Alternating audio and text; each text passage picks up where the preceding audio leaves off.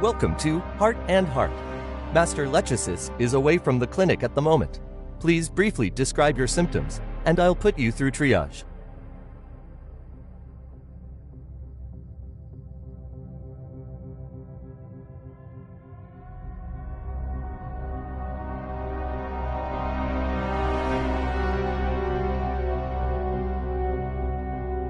It's a plant cultivation droid tom that Lechesis got from a botanical garden.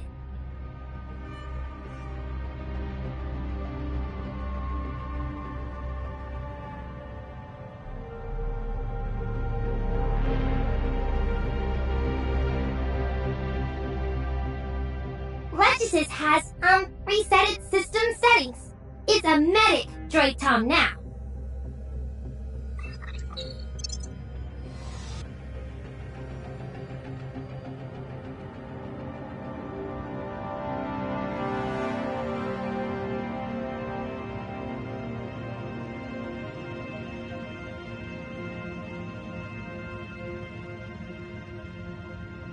Looks like quite a lot has happened while I was away.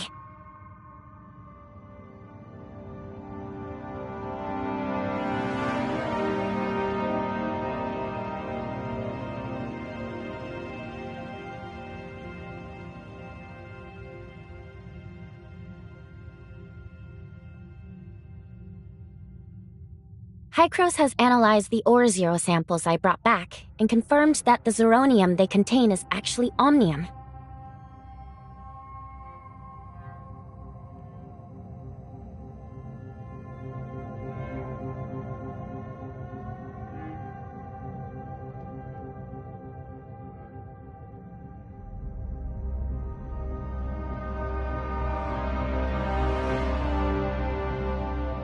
I didn't bring back enough samples, so we can't draw any reliable conclusions yet.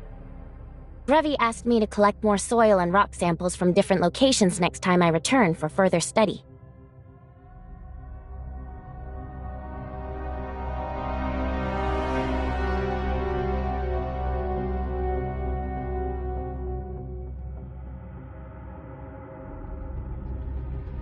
Plotty said that after we lost contact, Hykros headquarters immediately asked Kylo where we were. But Kylo just brushed them off, saying that the space-time turbulence made finding us very difficult. It wasn't until after the Homecomer assembly had ended, just before I came back through the space rift, that Rafa said he'd found us and was ready to formally start negotiations.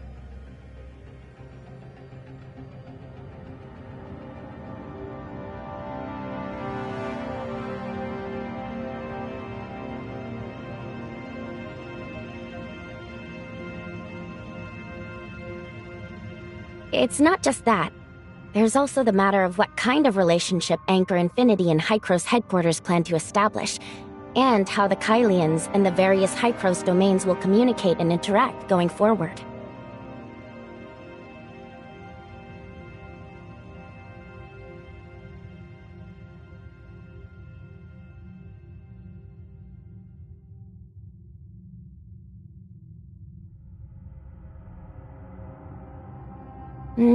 Judging from Plotty's tone, Hykros headquarters never expected an ideal outcome from these negotiations in the first place. The way Kylo brushed off our disappearance already shows where they stand.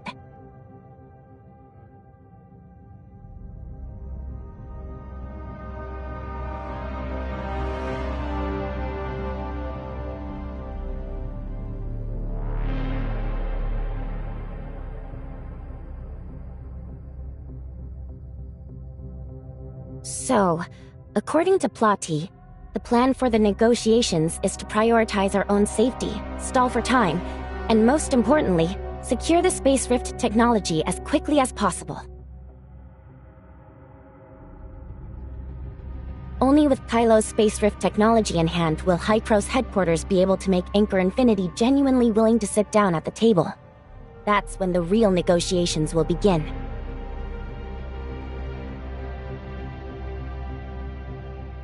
Plotty also said that if everything goes smoothly, Kylo could end up becoming District 4, just as Hykros originally planned.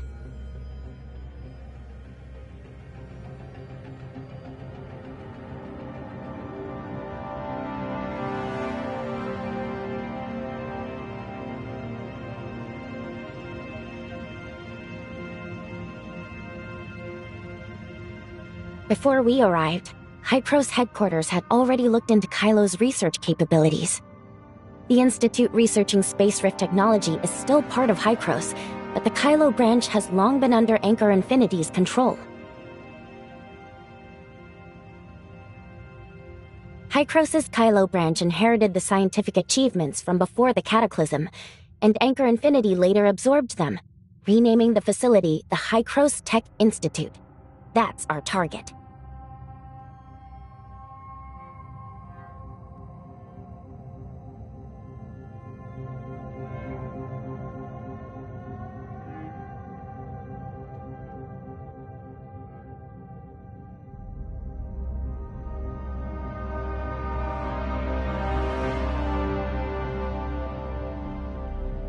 Oh, Plotty already sent me those.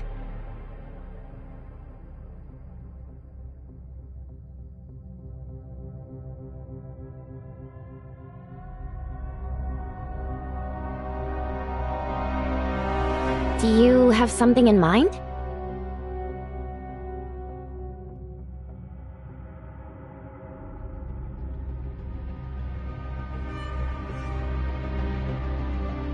Hold on. One last thing. It's about Nem. All of Gestos' system repairs are complete and fully tested, and Nem has fully integrated with the algorithm ARC servers. She told Plotty she wanted to help us, but considering the sensitive relationship between Hykros headquarters and Anchor Infinity, Plotty didn't approve.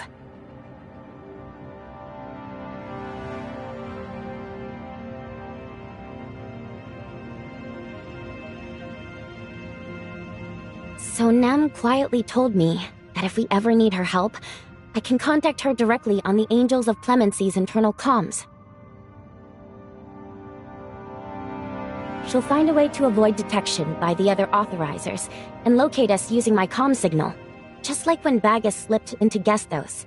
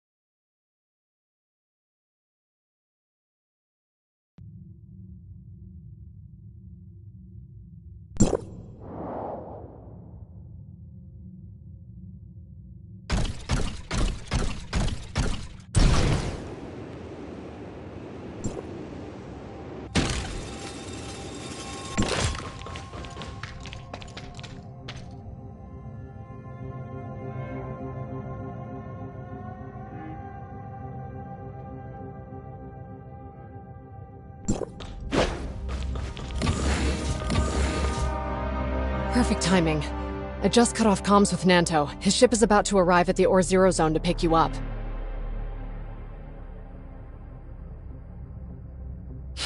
False kindness and hidden malice. He even says he wants to take Carrot along. Over my dead body. If it comes to that, I'll just send back the 8 million credits.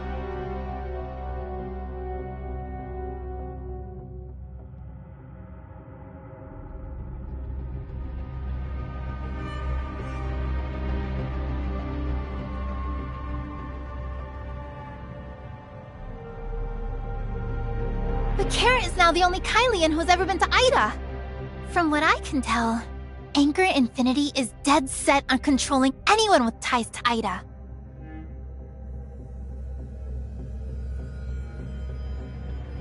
Ever since you admitted that you're from Ida at the Homecomer Assembly, the nickname Ida Visitor has been quietly circulating throughout Kylo. People won't say it to your face, but behind your back, the rumors are flying.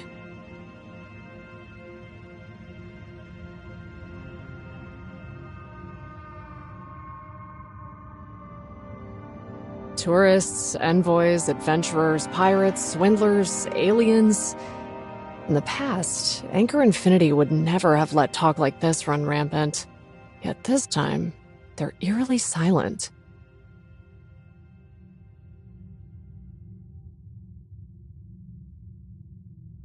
With 3 living, breathing witnesses right in front of him, Rafa wouldn't dare outright deny it.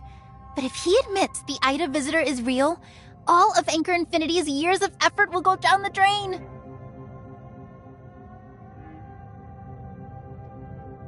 My classmates back at Nova, and even some of Aster's father's connections, all say that Anchor Infinity has been constructing a massive habitat, and that they've recently made progress.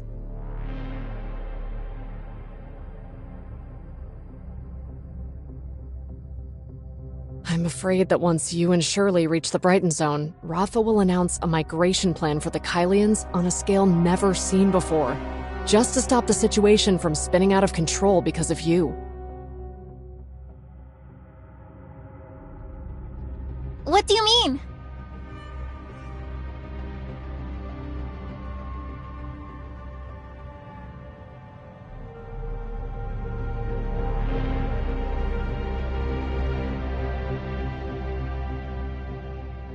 They kept quiet all this time, and now, of all moments, they decide to bring it up? Isn't it blatantly just a smokescreen? Not necessarily. Before we were even born, several great families pooled nearly all their resources into a massive interstellar exploration program to build space stations.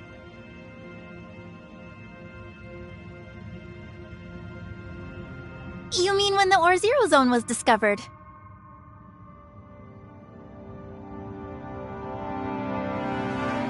They discovered more than just the Or-Zero Zone back then. It only grew to its current size because the surrounding space-time turbulence is stable, and because there aren't many astral hives around.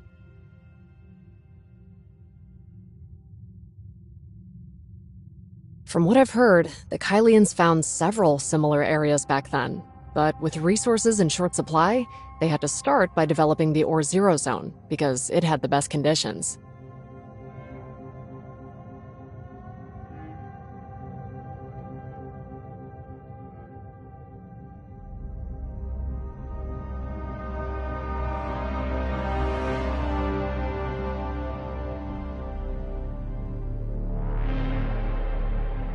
That's what I was thinking as well. I'm afraid your arrival forced them to reveal the existence of this settlement ahead of schedule.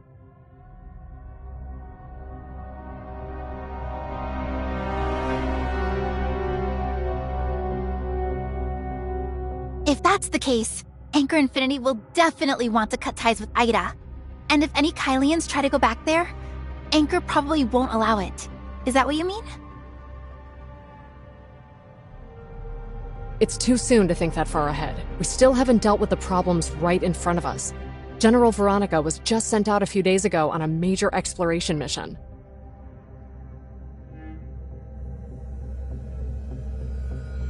You mean the largest expedition in the Hope Fleet's history? The one Veronica has been trying to launch ever since she took command? That's the one. She's been proposing it for 7 or 8 years now. But Anchor Infinity keeps stalling or flat out refusing under all kinds of pretexts and saddles her with anti-piracy missions and the like. For Anchor Infinity to suddenly consent to the mission can only mean they're afraid the General will throw her support behind you, so they've deliberately sent her away. That means your trip to the Brighton Zone will be riddled with danger.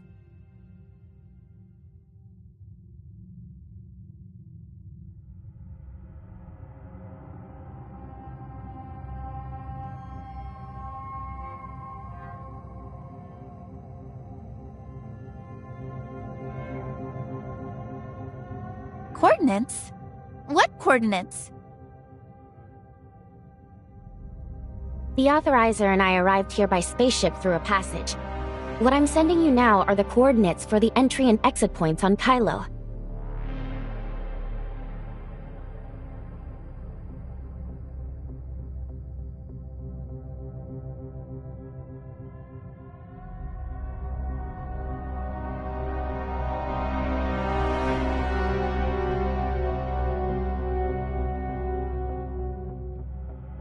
Then why don't we just do it now?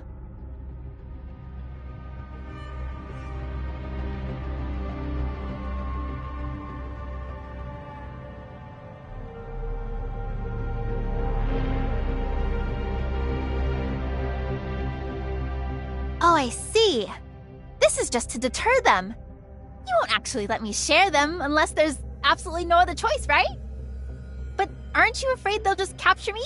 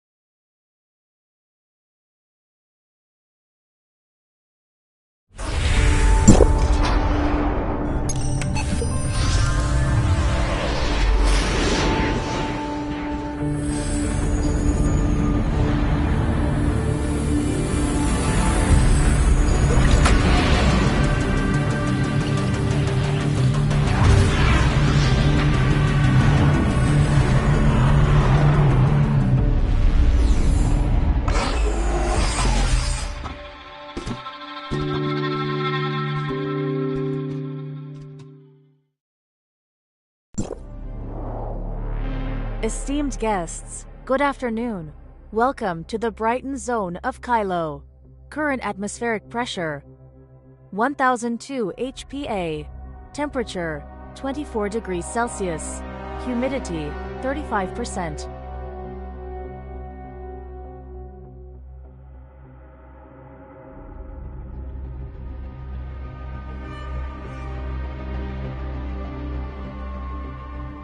My apologies for the awkwardness. This is the avatar for Anchor Infinity's AI assistant, Lana. It's soon to be launched commercially. The one before you is just a prototype.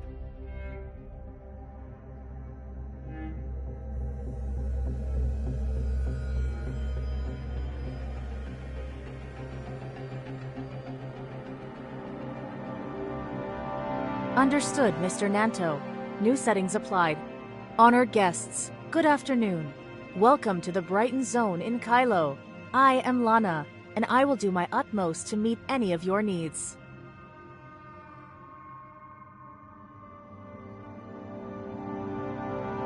Apologies. I've just been notified that Mr. Rafa is tied up with urgent business and cannot personally greet you. I hope you'll forgive the inconvenience.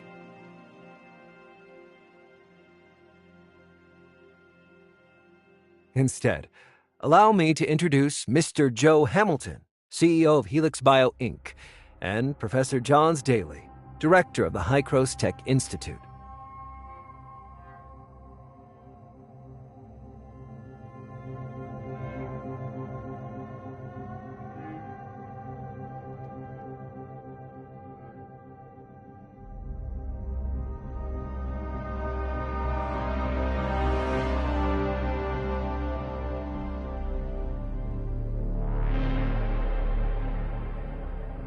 Hello, and welcome to Kylo.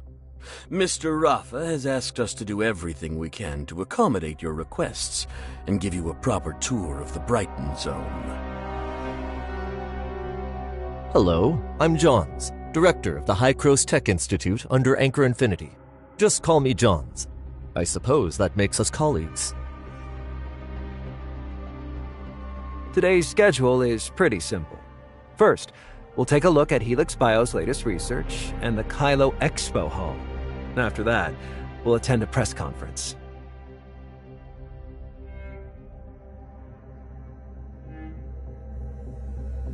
Kylo has waited 50 years for your arrival. Everyone is eager to see you and speak with you face to face.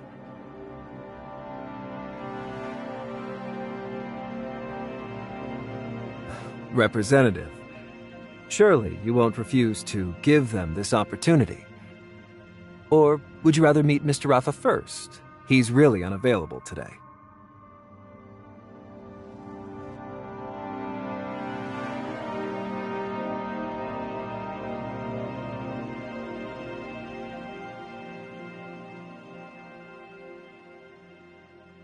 Thank you for granting the Kylians this precious opportunity for dialogue. Please, follow me.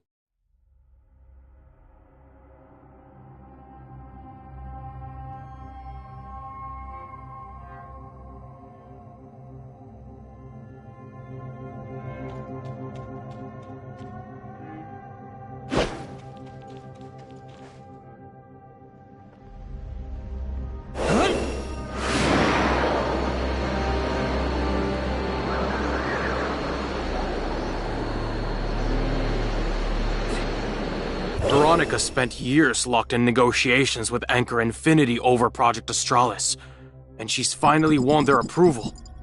That was no easy task. I heard Anchor Infinity couldn't afford the resources Project Astralis required back then. It took nearly 20 years of saving to barely agree. But if we don't do this, how will we ever find a new home?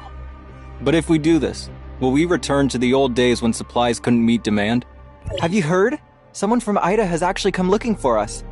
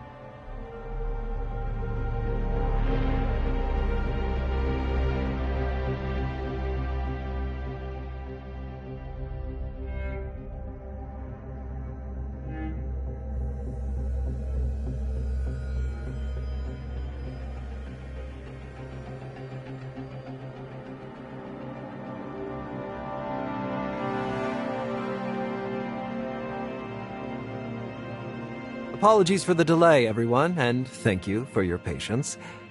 This is the long-awaited Ida visitor.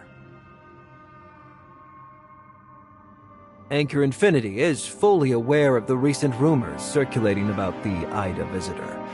To put everyone's doubts to rest, we have arranged this press conference.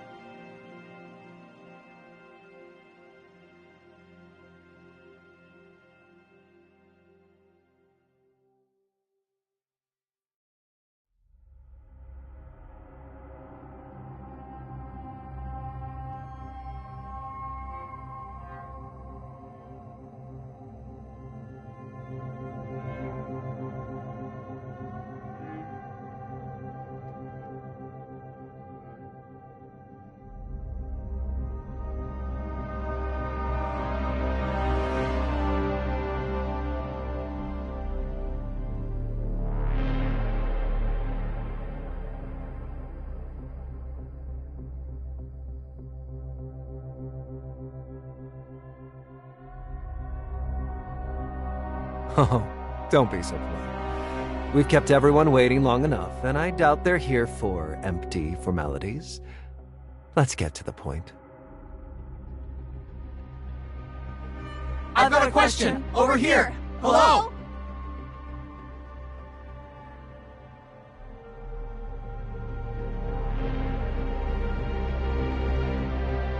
The person up front seems eager. Let's hear their question first.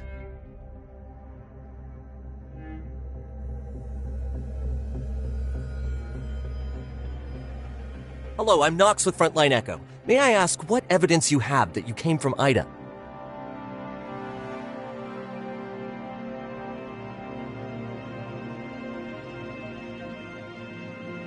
What I mean is, how can you prove you're really from Ida and not just some con artist using the name Ida Visitor to scam donations from gullible homecomers?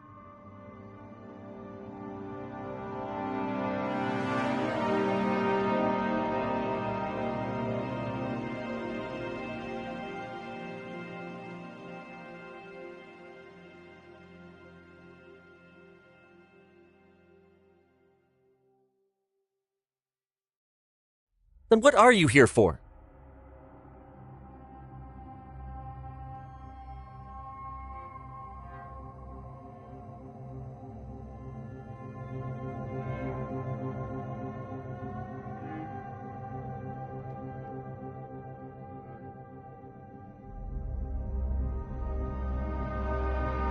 What's the matter? Cat got your tongue?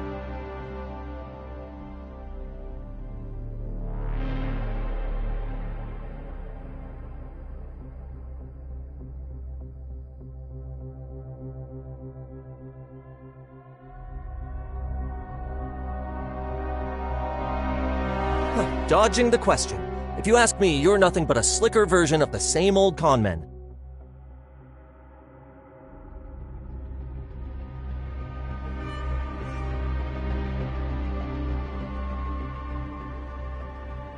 All right. Reporter Knox doesn't mean any harm. It's just that in the past, Kylo has seen lots of crooks pretending they'd found Ida to swindle the public.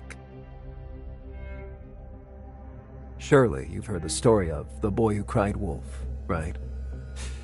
Now that a real visitor from Ida has come, the people of Kylo are naturally quite suspicious.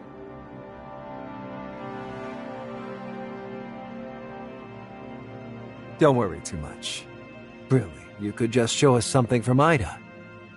Just one thing would prove you're telling the truth.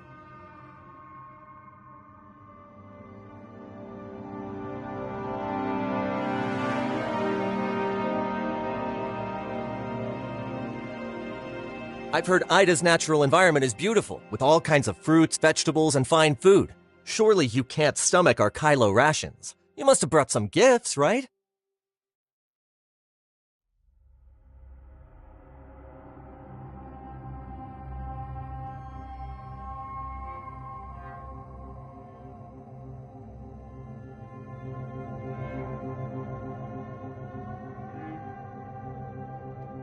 And you still claim you're not a swindler?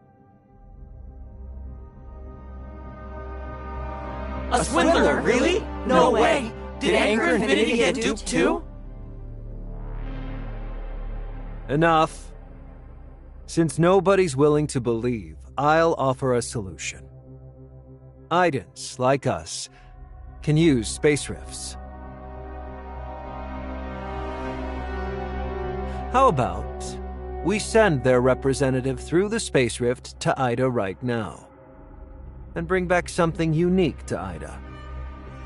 If they return with proof, that will surely settle everyone's doubts. Not a bad idea. But the question is, diplomatic representative, do you dare?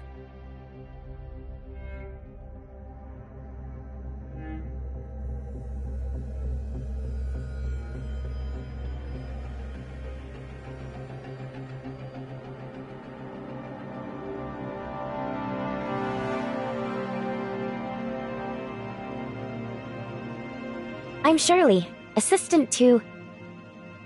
There's no need for them to go in person. I can handle it. The space rift needs a beacon from Asperia. Mr. Nanto, do you mind helping me?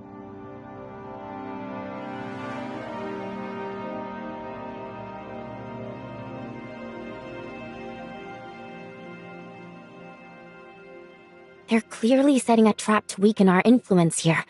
If we don't play along now, we'll be branded liars immediately.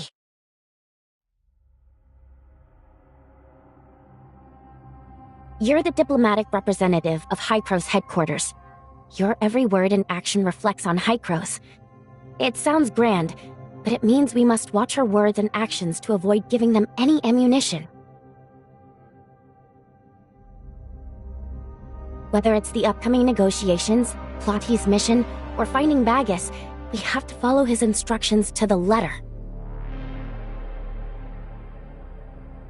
Besides, you gave us a contingency before we left, didn't you? And don't forget, I'm an angel of clemency. What are you whispering about? Afraid of being exposed and thinking of running away? Of course not. We're just discussing what to bring back. Hycro's District 7, which was originally Vera, has lots of local delicacies. I'll make sure to bring back enough for everyone to sample.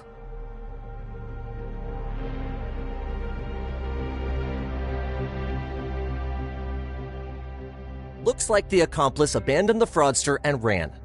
Perhaps they're already on a spaceship, concealed by space-time turbulence and vanished without a trace.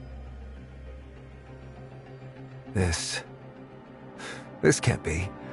Mr. Rafa contacted these representative superiors, although it was only done remotely.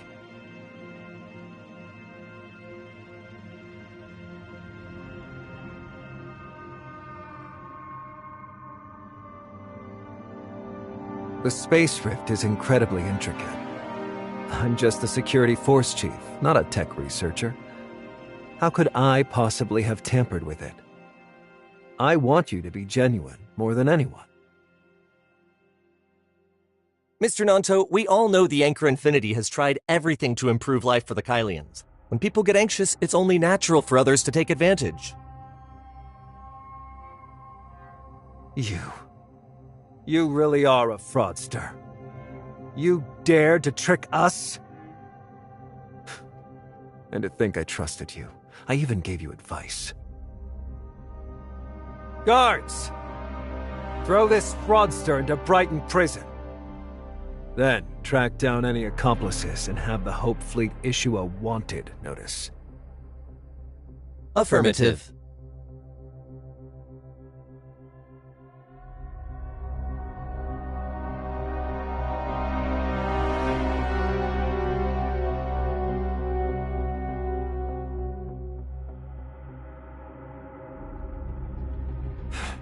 Enough talk.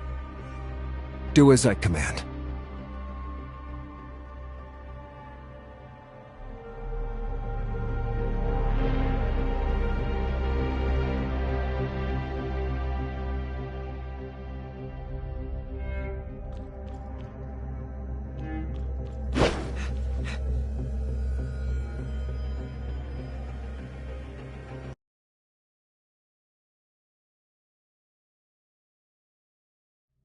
Stop dawdling. Move it.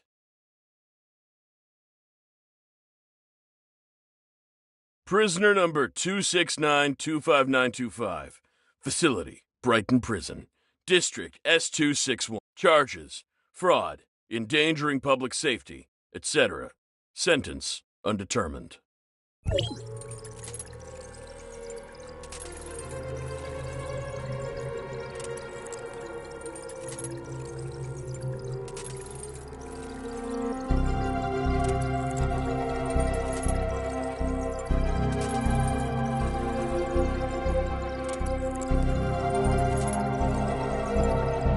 Which part of what I just told the press didn't sink in? Brighton Prison will be your home for the rest of your life.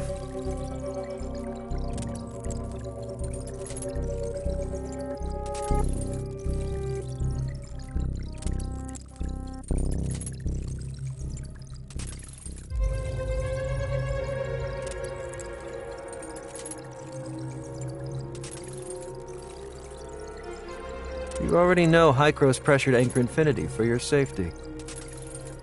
So, it seems you admit to secretly planting a Hycros headquarters beacon inside the Ore Zero Zone space rift. Understand this. No one can contact Hycros headquarters from Kylo unless they have the special equipment in Mr. Rafa's office. Unless, of course, you've already slipped back through the space rift.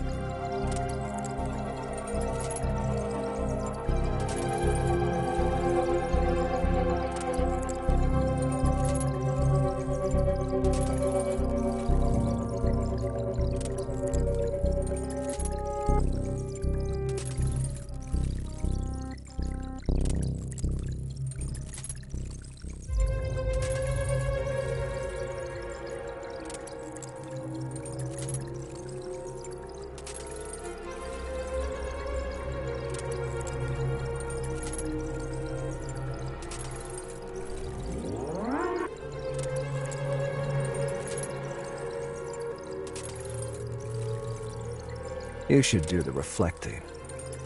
You secretly colluded with hostile forces in Kylo, the Wednesday crew, sabotaged Anchor Infinity's source activation injection research, and hid the fugitive Helene. Oh, and if you hadn't been caught today, were you planning to secretly reach out to Director Johns to see if he would serve Hykros back on Ida?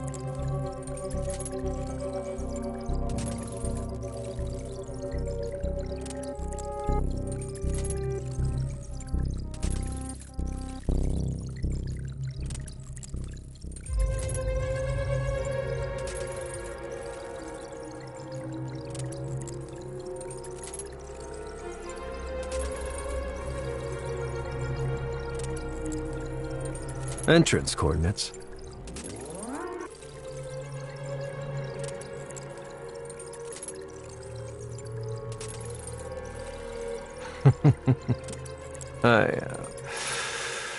How can anyone be this stupid?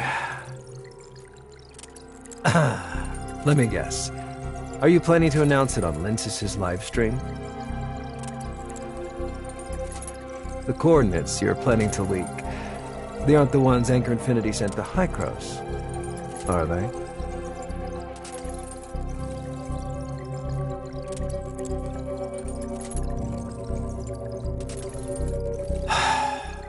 Let's assume these are the two most critical points in your plan.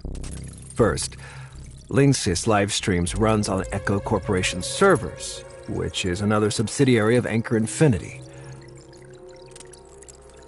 Of course, if I were you, I'd have tucked her away somewhere safe long ago. Just like Helene. That place would be almost impossible to find. Nobody's locating that within the next 7 days.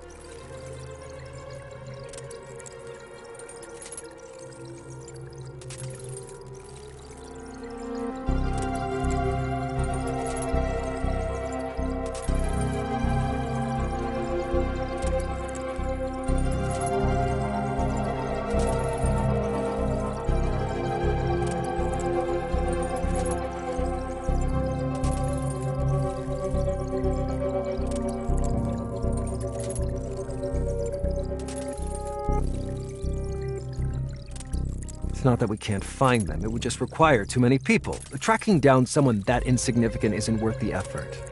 Let's get back to the coordinates. The plan for building the passage is straightforward. Hykros and Kylo each open a channel within their own jurisdictions and ensure that they link up at a confirmed space-time connection point. To be absolutely safe, Hykros and Kylo share the coordinates for each end of the passage. However, unlike in Ida, the universe Kylo sits in is affected by space-time turbulence. So those coordinates aren't stable.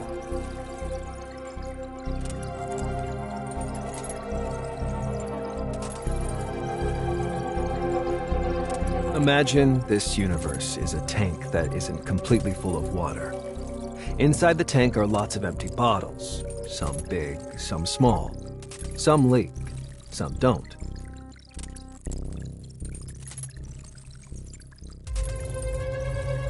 If the tank is shaken by some unknown force, the bottles drift with the chaotic currents. Their positions won't stay fixed. Still, after years of exploration, Anchor Infinity has learned some of the space-time turbulence patterns, like how people at the Homecomer Assembly can navigate the space-time turbulence near the Autumn Day.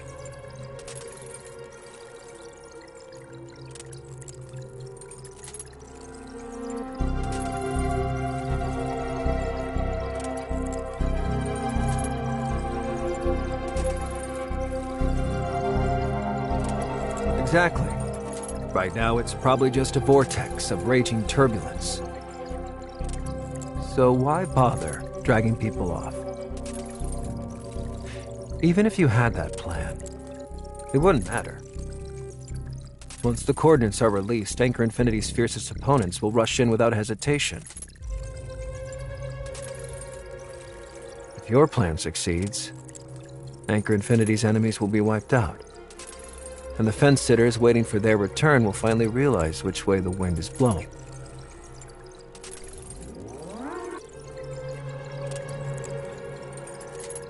Why is she? that's only hypothetical. Is that actually your plan? If it is, you'd be sending a lot of people to their deaths. Sorry. I have another meeting to get to. After all, thanks to that press conference, Anchor Infinity, despite its best efforts to win the public's trust, has ended up a victim of fraud. This is a serious public opinion crisis. I'd better go help Mr. Rafa figure out a plan.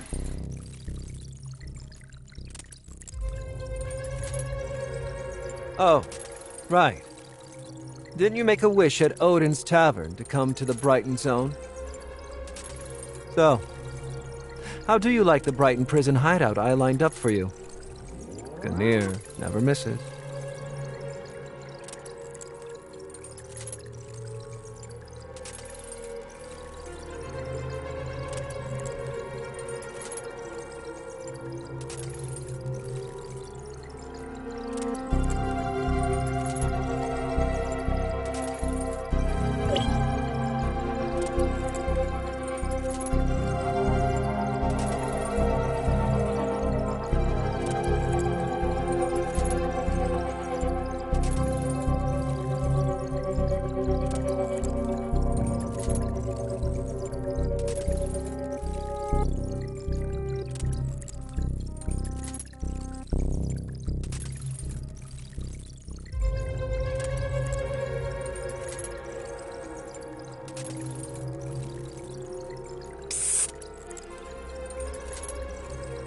Hey, Nancy, what are you doing up in the middle of the night?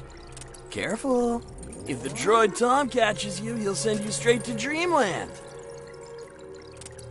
Lincoln, listen. I figured something out. Your new roommate's in here for pretending to be from Ada. Even Anchor Infinity was fooled. Whatever. Wait, even Anchor Infinity fell for it? That kid's got some guts.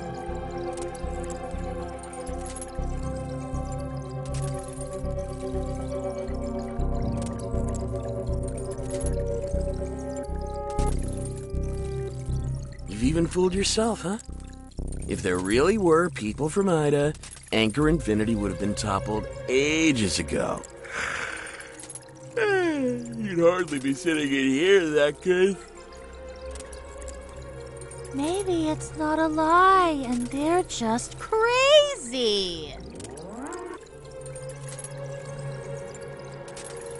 Whatever happened before, once you're in here, you're one of us.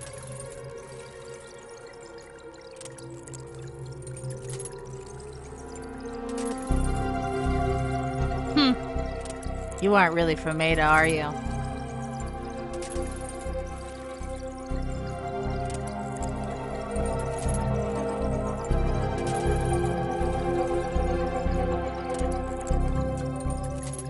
Don't act all high and mighty. Everyone in Kylo knows the truth. Except those useless drunks in the Brighton Zone. Brighton Prison doesn't hold the worst of us, but the bravest and most righteous.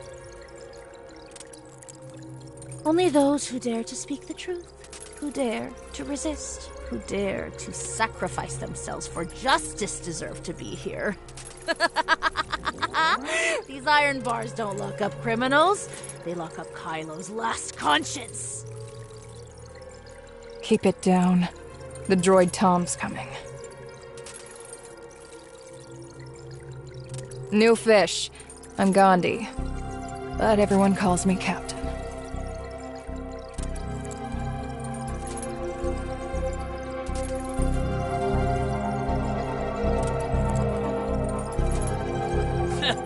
What's with the attitude? What are you, a chunk of raw ore or something?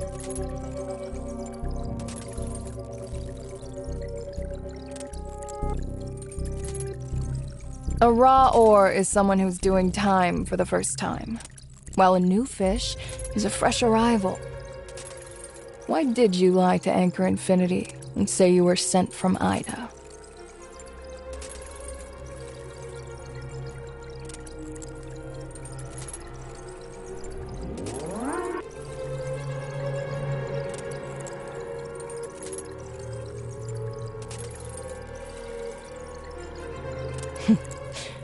Interesting.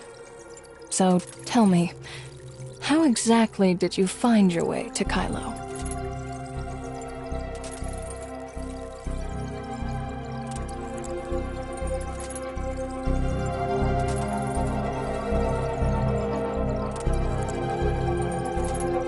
Go ahead. I'm listening.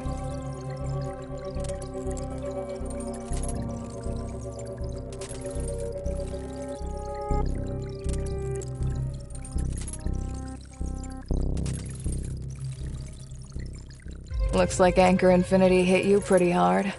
I believe you're for real, Aiden. Just before you arrived, Anchor Infinity hauled in a batch of pirates they caught at the Homecomer Assembly.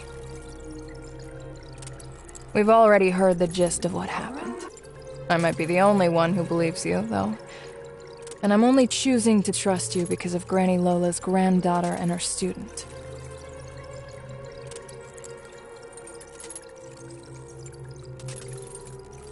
I used to follow Granny Lola. To uphold her ideals, I even put together my own pirate crew. But later on, I needed to make ends meet, so I went to the Brighton Zone for business.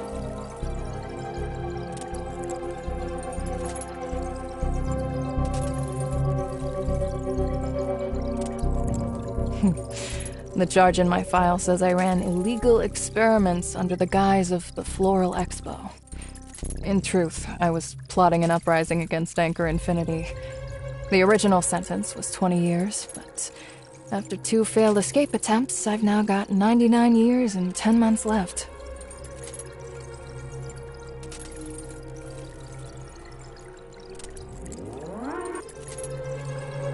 Of course not.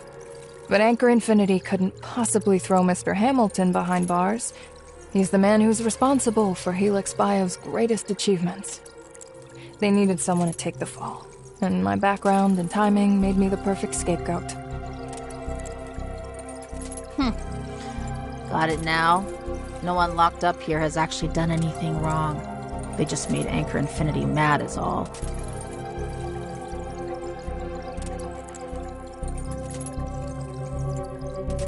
I'm an Or Zero foreman. I organized a strike after Anchor Infinity's harsh treatment. Got 20 years for it. 14 left. I got 8 years for doing maintenance and system repairs on ships without flight permits. Only 2 left now. So, how long did you get?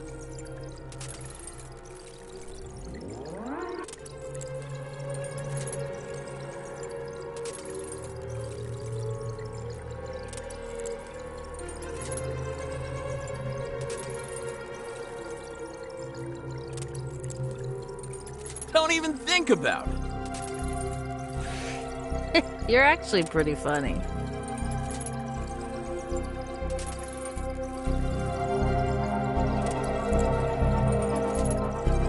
Easy. You figure out a way to break free from despair.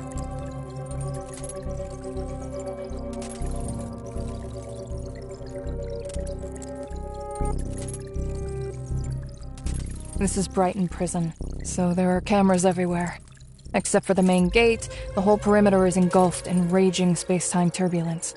Helene, that crazy girl, actually burst through a wall and leapt straight into it.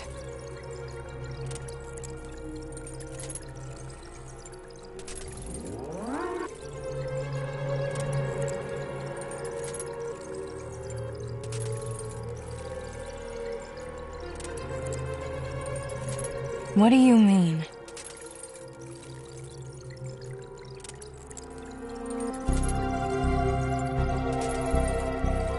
If Lintus really takes the homecomers to those coordinates, won't they all perish without a trace?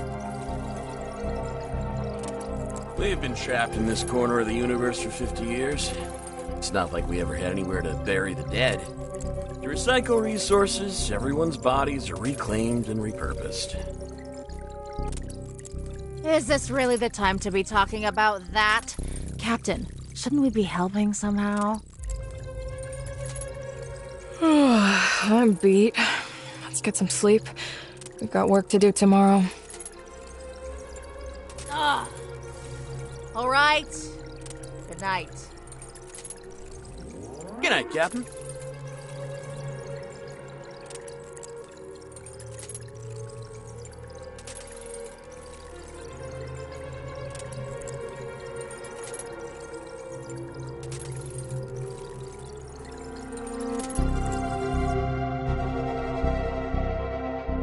Two 5 9 2 5 2 5 9 2 5. Breakfast time. Breakfast time.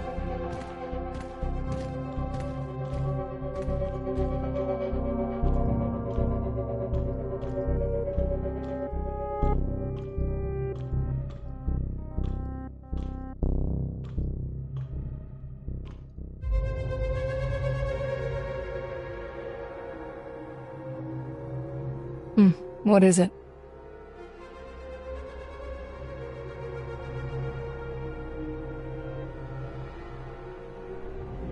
A lot. Depends on what you want to know.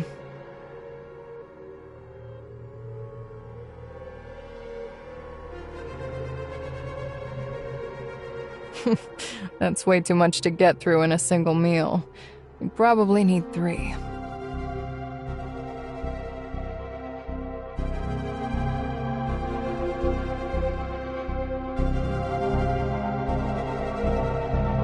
Bagus. That name does ring a bell.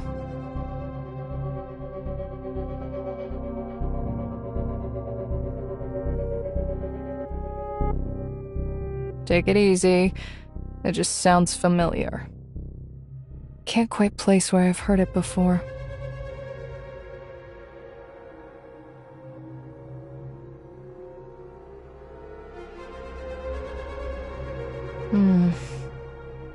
I don't think this has anything to do with Nanto. I don't think I heard that name from anyone linked to him. It's just vaguely familiar. Maybe I'm mixing things up. I'll tell you about Nanto first. We're about the same age, and my mom was really close with the Todd siblings, so I actually know him pretty well. I've heard stories about him ever since I was a kid.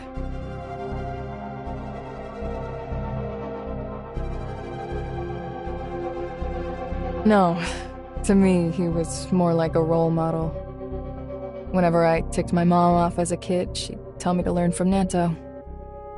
She'd say, he's kind, smart, all of that.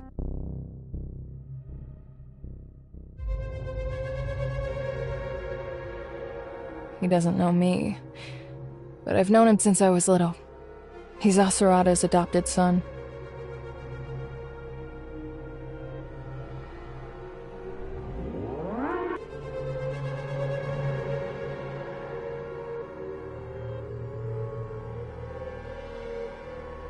Around 2696, I think. At that point, both the Todd siblings had contracted Starstone Syndrome. Also, Anchor Infinity had discovered the Ore Zero Zone and rolled out credits, and Apex had lost a significant portion of its business to Anchor Infinity. Nanto's parents were also employees of Apex, and Anchor Infinity held a grudge against them over work-related matters. After they died, Asurata adopted him.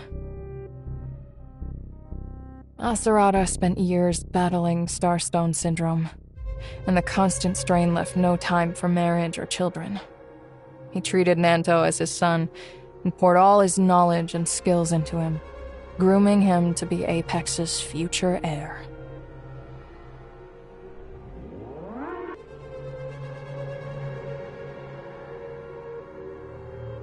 Well, it's a bit complicated for now.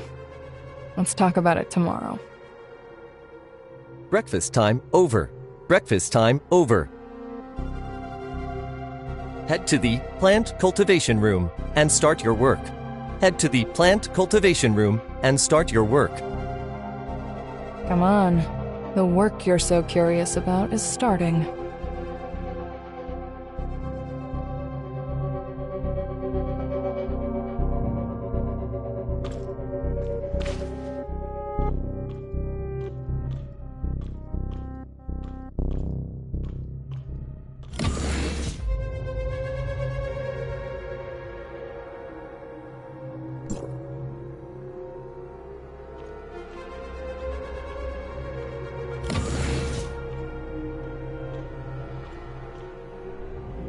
Come on, I'll teach you. Over here. These plants are Helix biopatents. This species can conduct electricity. We're responsible for looking after them and making sure they stay healthy.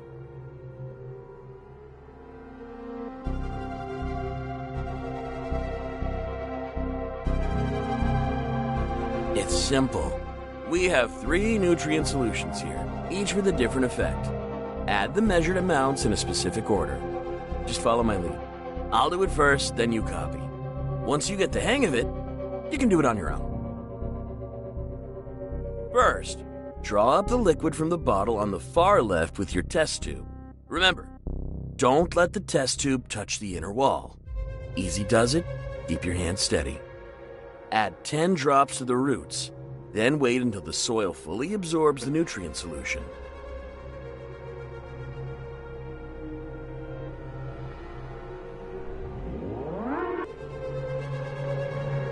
By the way, what were you and the captain talking about just now? She seemed to really enjoy talking with you.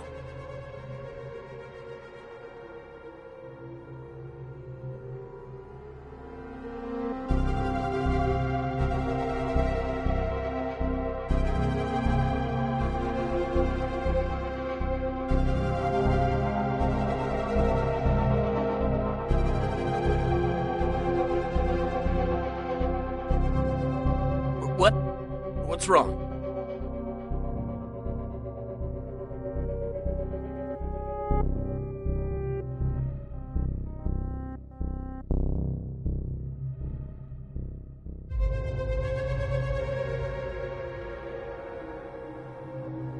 What? That's impossible. Let me see.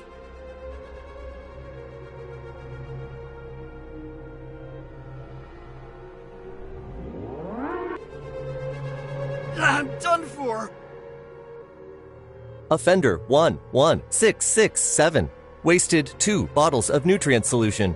Punishment: 1 night in the brain interface room. No, please!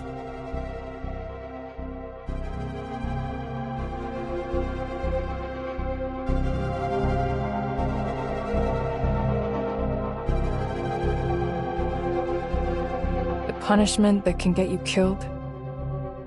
Everyone just calls it the dream house. Watch yourself. Don't ever slip up.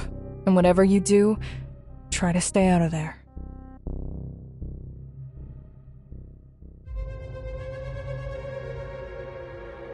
He switched your nutrient solution on purpose, just so you get a taste of the dream house. And you're still worried about him?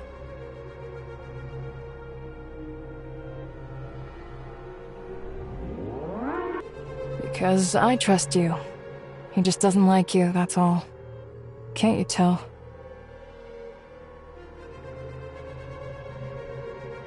We've got free time until dinner. Since you're so curious about Kylo, how about I take you to the electronic reading room? You can learn a lot there.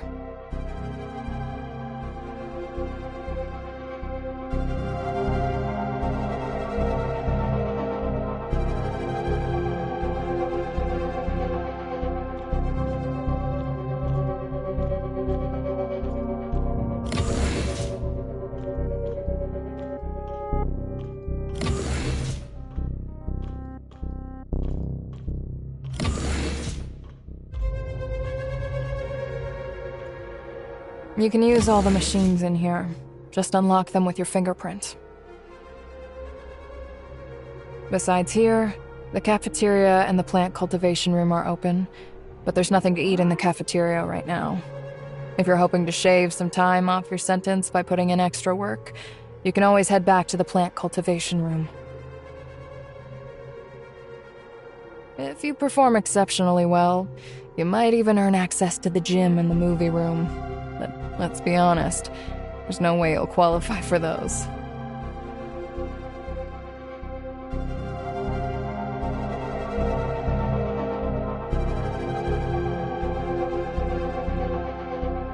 Suit yourself. I'm an exemplary prisoner, so I'll go catch a movie.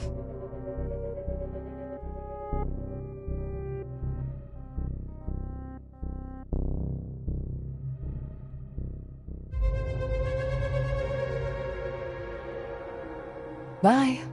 If there's anything you don't get, just go ask Steven over there. He's an old bookworm and knows this place better than anyone.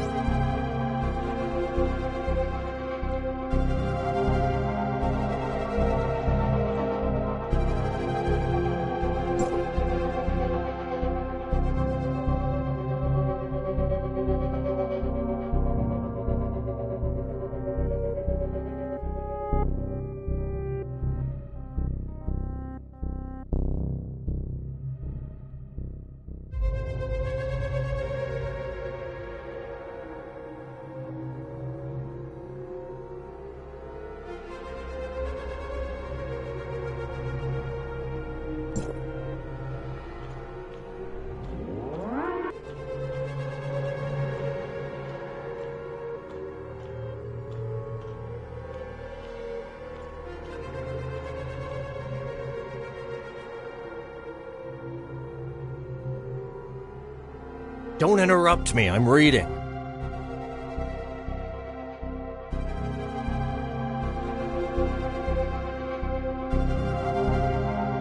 Ugh.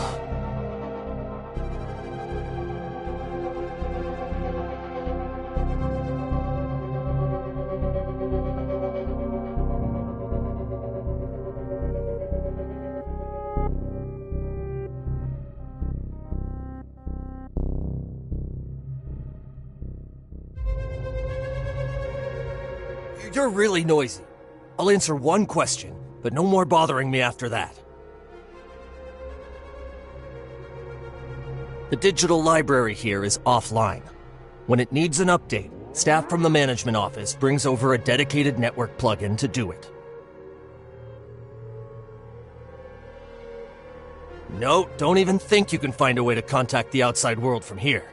Every time some new fish shows up, they ask me the same stupid questions. You people are really getting on my nerves. I'm studying, I'm researching, I'm using my life to read. You're wasting my precious life, and you're keeping me from gaining new knowledge.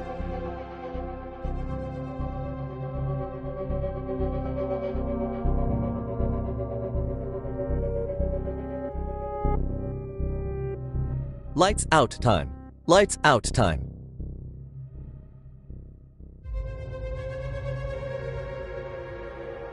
Mr. Rafa, you've only just recovered.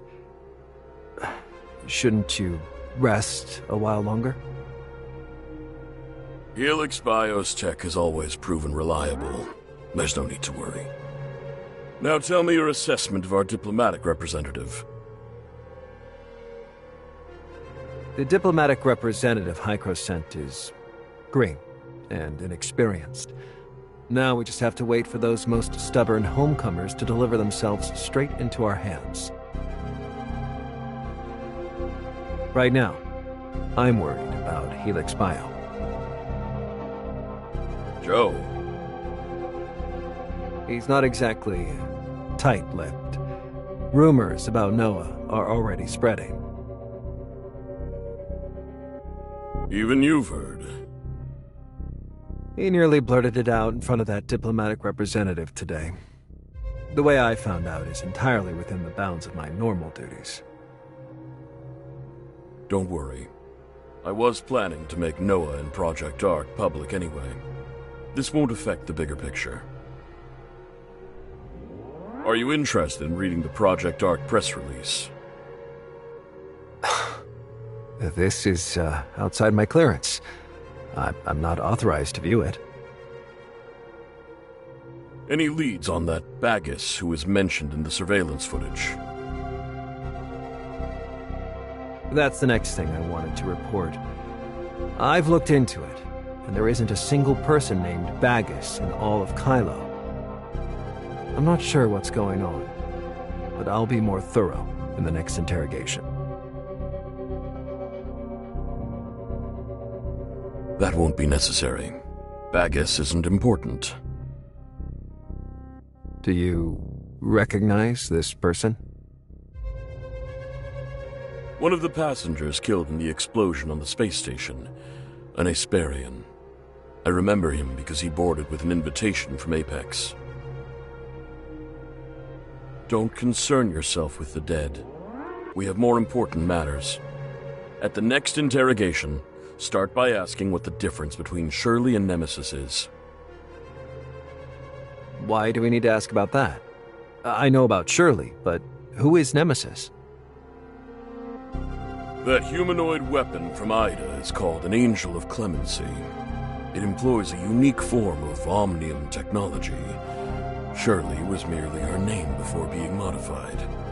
Now, she goes by Nemesis.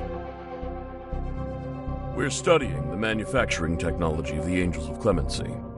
It will greatly aid Project Ark, but we still can't break through her subconscious.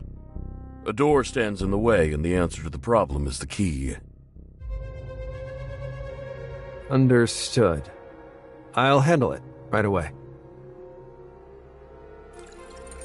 25925. Mr. Nanto, report for interrogation. Proceed to the interrogation room immediately. Good morning. You're looking pretty good. It seems Brighton Zone's food agrees with you.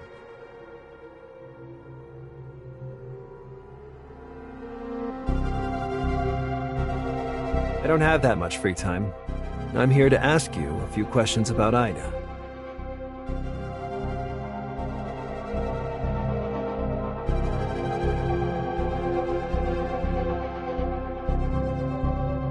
Anchor does think that way, but that doesn't mean I do.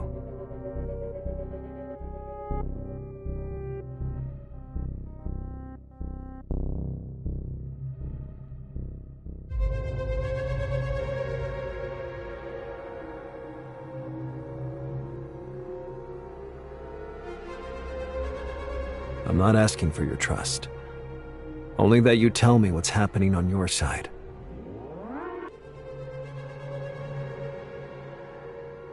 General Veronica of the Hope Fleet is off on a mission. This prison is under my control for the time being. So, you can trust me. Unless you think Asurada, the former head of Apex, is a fool.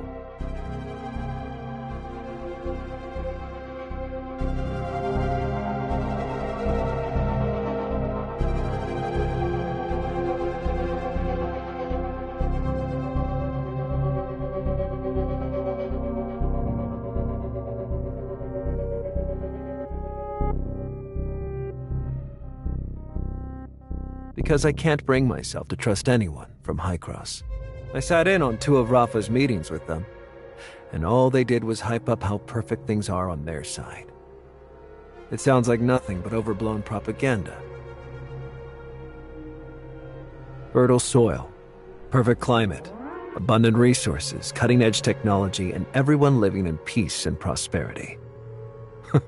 Do they take us Kylians for fools?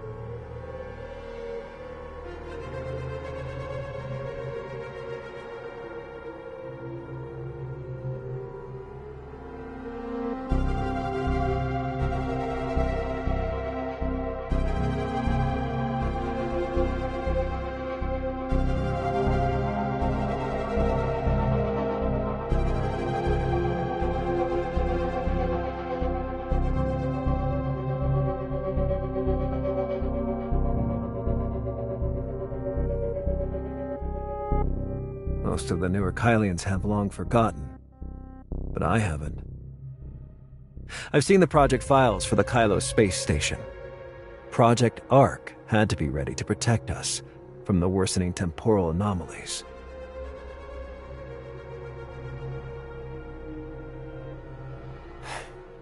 The Kylo space station is known as the Ark. It symbolizes a vessel that carries the last Kylian survivors through the apocalypse as we seek new lives and a chance to rebuild our home. Once the disaster has passed, of course.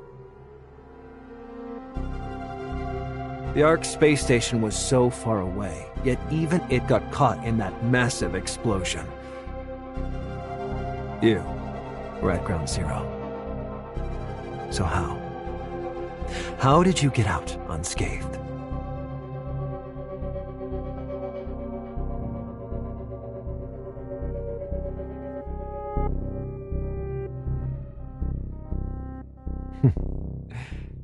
You've been in the Ore Zero zone for so long, and you've got deep ties with the homecomers. You must think Anchor is oppressing the Kylians and hoarding resources for their own selfish desires. Outrageous, isn't it? And can you really guarantee that Hykros hasn't told so much as a single lie? Is the land of Ida really that great?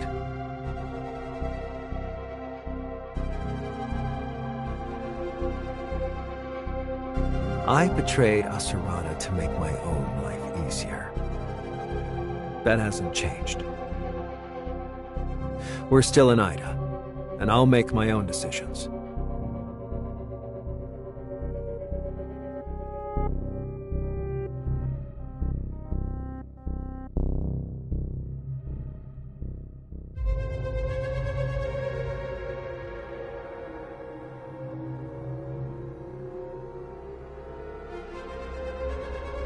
You're still not being honest.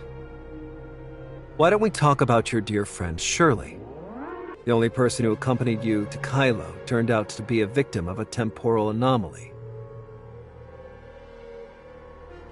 So, you still haven't escaped the temporal anomaly, have you? In her memories, the scenes of it are truly horrifying.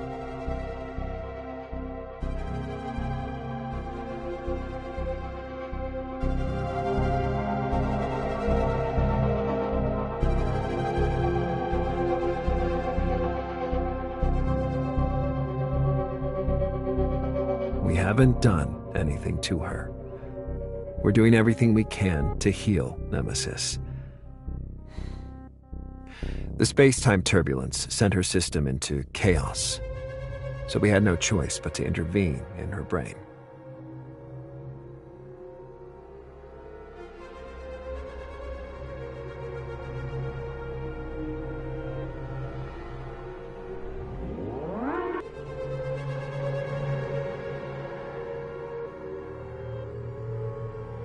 I've already told you. We're healing Nemesis, not Shirley. Are the two of them completely the same to you? Frozen body, eyes drained of all life.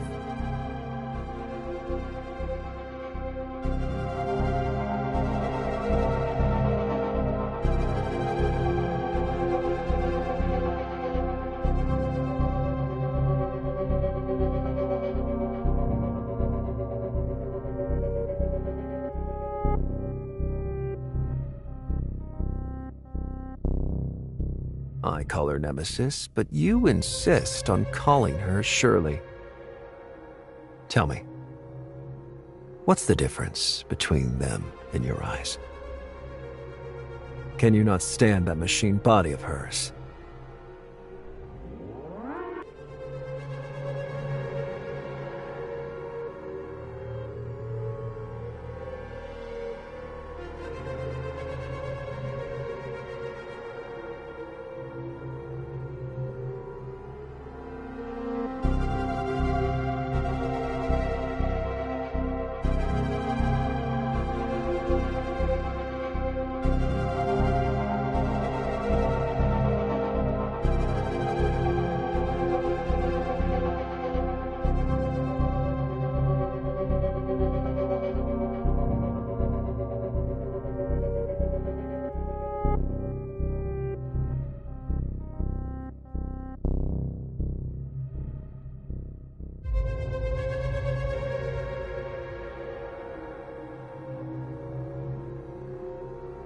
Void Piercer.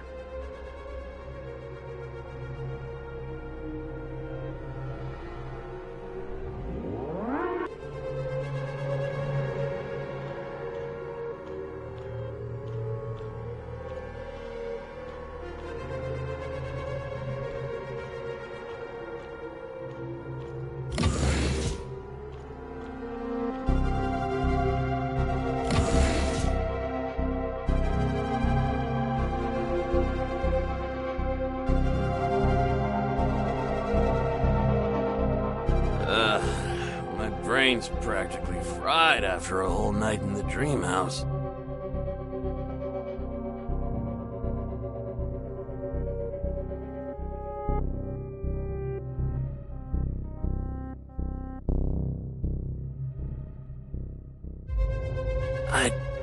I'm sorry. When you discovered the nutrient solution had been put in backwards, I panicked. I was worried you'd figure out it was me, and I ended up knocking over my own reagent.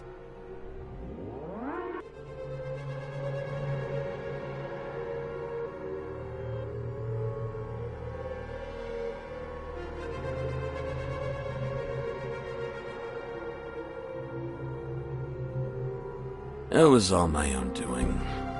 Don't worry. I swear I won't set you up this time.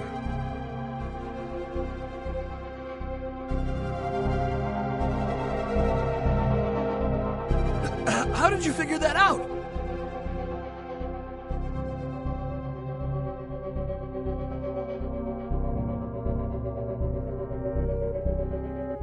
No telling anyone about this, okay? You have to keep it a secret.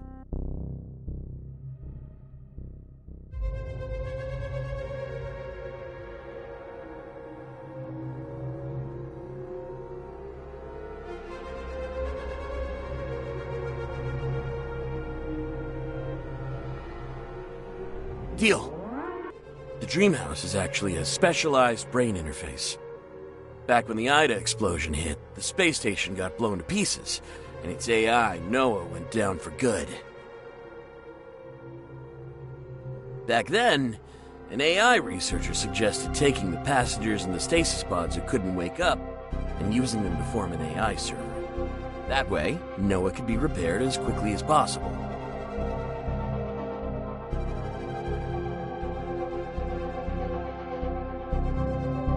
With human brains. The Dream House's brain interface prototype was developed back then.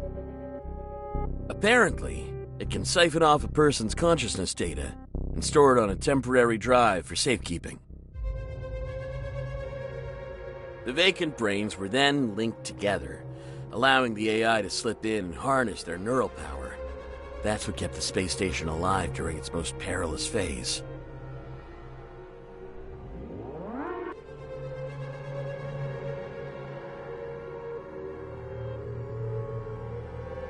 To be honest, I don't really get it either. Either way, once you're in there, you can see all kinds of things, bits and pieces from every corner of Kylo. But when you wake up, you can hardly remember anything.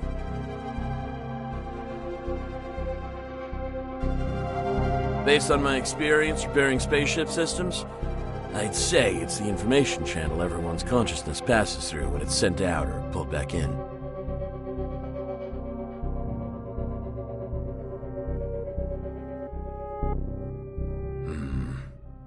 The books say that back in the day, cities had busy roads.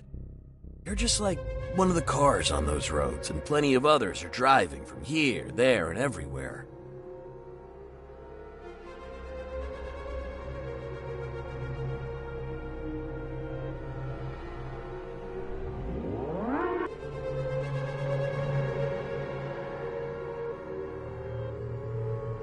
You're pretty sharp.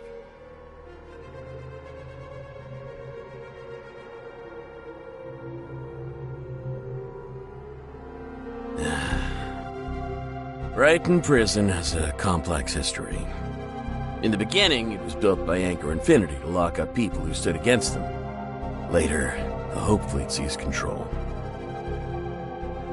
Later, when Anchor Infinity realized some prisoners had information they wanted, they cut a deal with the Hope Fleet. and brought in this brain interface to dig through people's memories.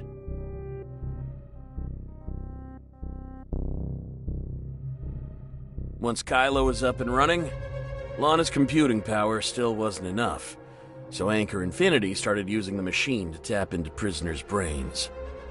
Using that excuse, they took back control of the prison again.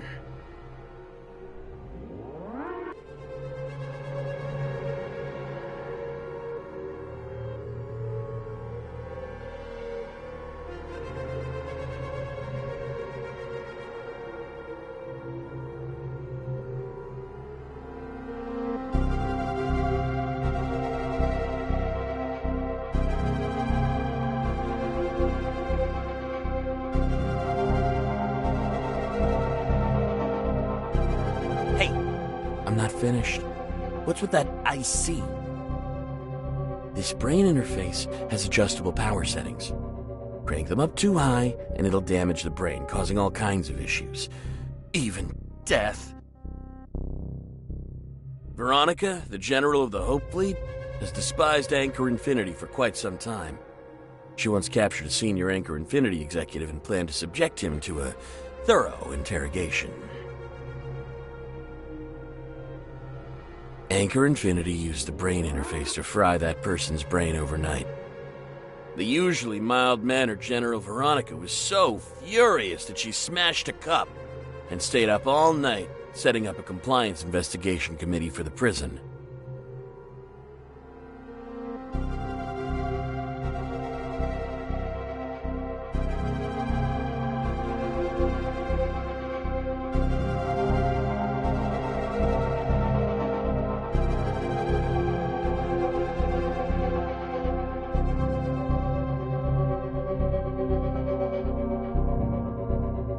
I know what you're thinking.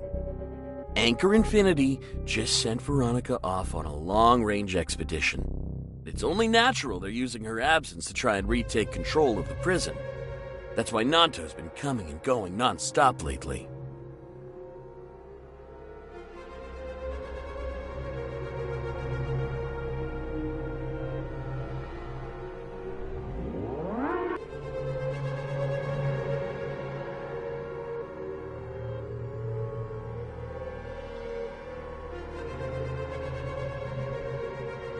Under the last general, things were more or less like that. But ever since Veronica took over, she's given Anchor Infinity one hell of a headache.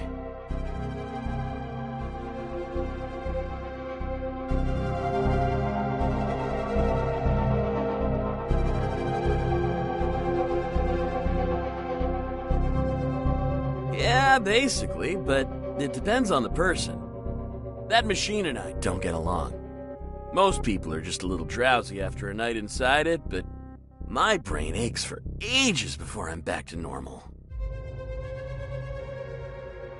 The brain interface's power was only reduced because of that showdown between General Veronica and Anchor Infinity.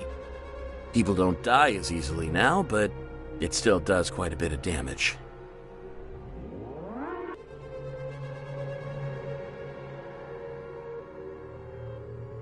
What are you thinking? Don't go poking around just because you're curious. That thing might not kill people anymore, but if you're unlucky, 2 or 3 runs can still fry your brain.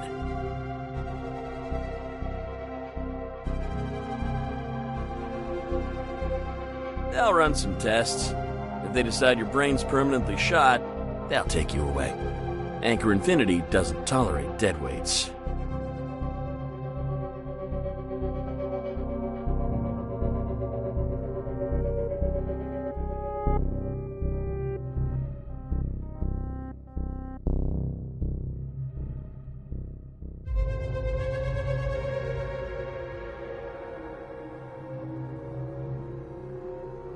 Are you nuts? People go through rigorous testing before they're let go. No one can fool Lana.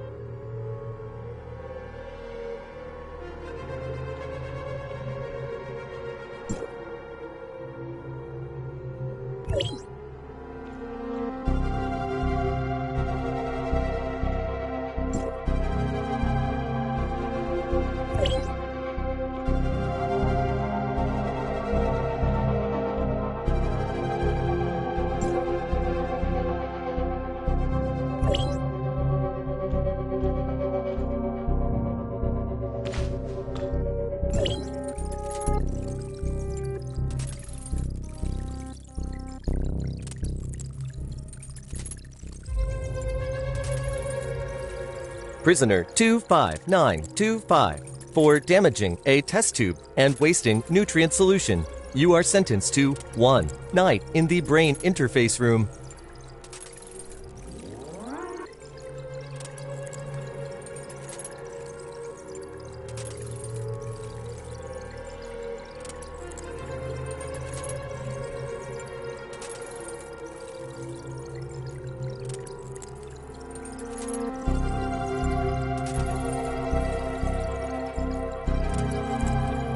I built this space just for you. Lana can't listen to us in here.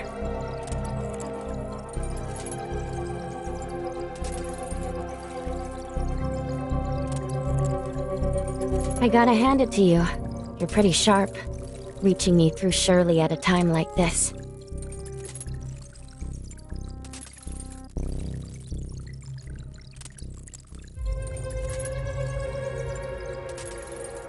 I snuck a look at some surveillance footage from the Brighton zone. You're awfully obedient. Whatever they tell you to do, just do it. Who would have thought Hycrose's diplomatic representative was such a pushover?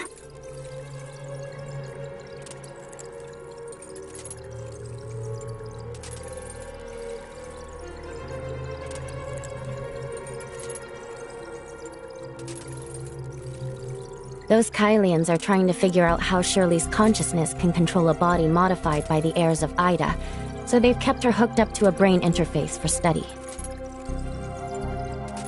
Shirley survived the temporal anomalies and the Angels of Clemency's modifications. After wandering inside Gestos with me for so long, there's no way Lana alone can unlock her subconscious.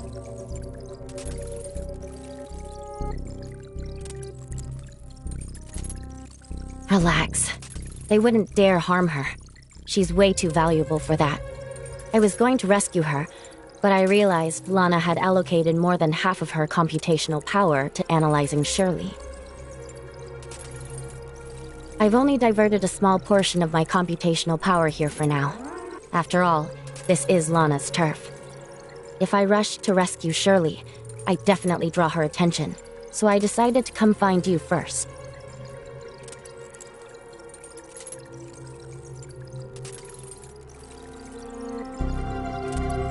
I only made it here because Gestos is a hyperdimensional quantum supercomputer enhanced by Omnium technology, and also because Shirley is here. Shirley is my anchor point. Without her, I never would have made it through the space-time turbulence.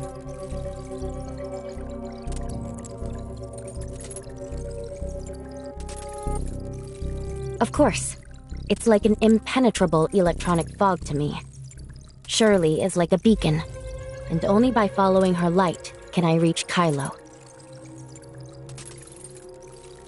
There's plenty of time to talk about all that later. For now, let me tell you how I can help.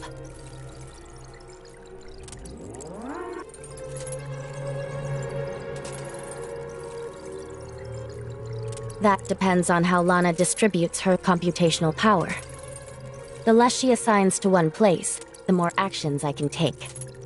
She's devoted very little to this prison.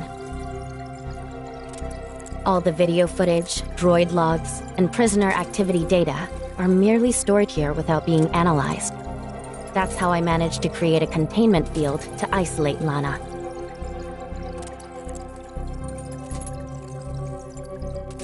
Oh, if you need my full support, I can also use Gestos to block Lana's access to the entire Kylo space station, but it won't last very long.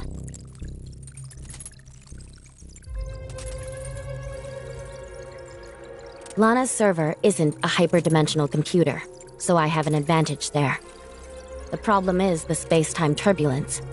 Passing through it severely drains my computing power. I've only just arrived and haven't had time to properly assess Lana's processing capacity.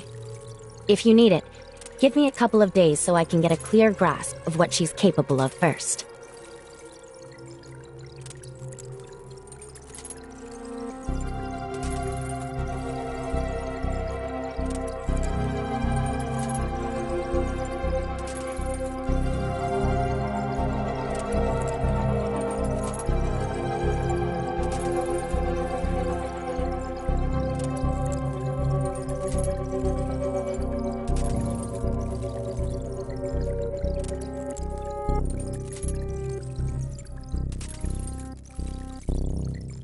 Got it.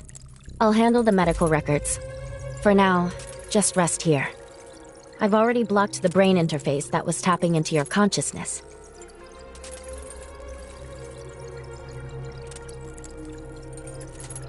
No need to thank me.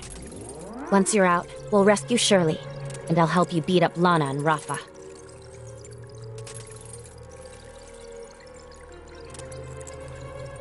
Mr. Rafa, our diplomatic representative mistakenly entered the brain interface room today. They had the honor of supporting Kylo and Lana, if only a little.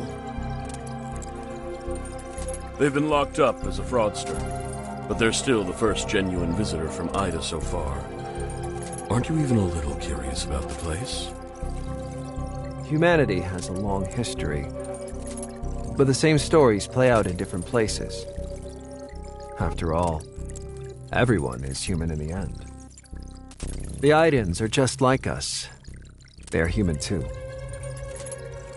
The homecomers believe that as soon as they go back, they'll be welcomed with open arms, convinced that Ida is of one mind with them, as close as family. But is the world really that ideal? I don't think so. Tell me what you think, then. Hykros never promised the Kylians any special treatment for returning to Ida. They're dealing with us because they want to construct another Tower of Fantasy and compete for the limited resources we have here. Our dealings with Hykros are no different. It's purely about finding ways to profit from them. Ida certainly has fertile ground and is worth the effort for Kylo, but Hykros is not a partner we can trust. The more genuine a diplomatic representative is, the more dangerous they are. Your theory is rational, and very similar to Lana's calculations. Boost the output in the brain interface room. The diplomatic representative's physiology is unusual, so normal power probably won't be enough to bring their brain online. Agreed. Also, Lana's been updating the servers these past few months, so computing power is a bit short right now. Go gather the diplomatic representative's movements and statements in Kylo, and see if there's anything useful. Their last answers were of no use to Shirley whatsoever. Either we were lied to, or they were simply wrong. I'll get right on it.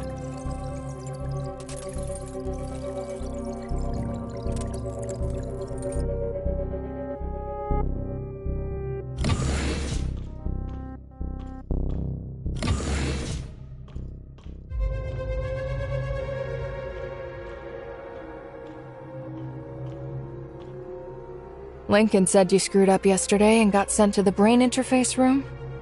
You actually look fine. You must be tougher than I thought.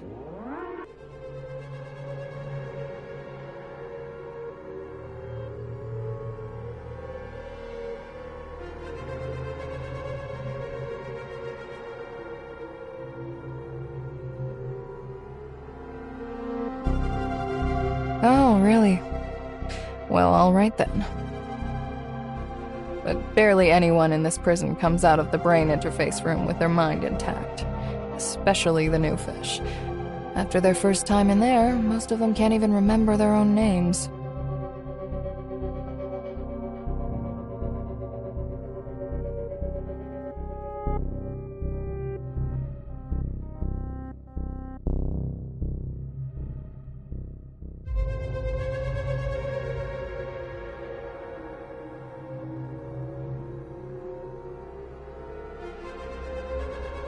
Mealtime's over.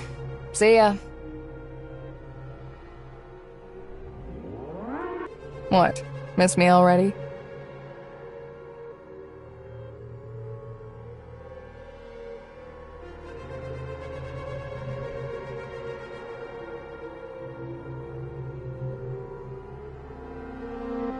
Why are you suddenly bringing this up?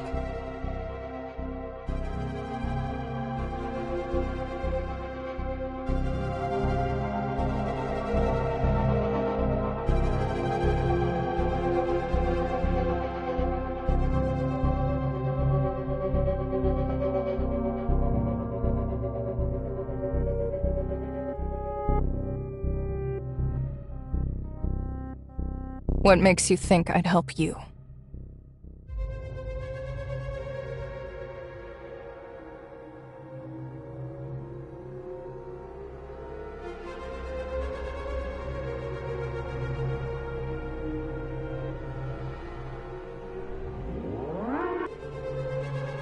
So, how do you want me to help?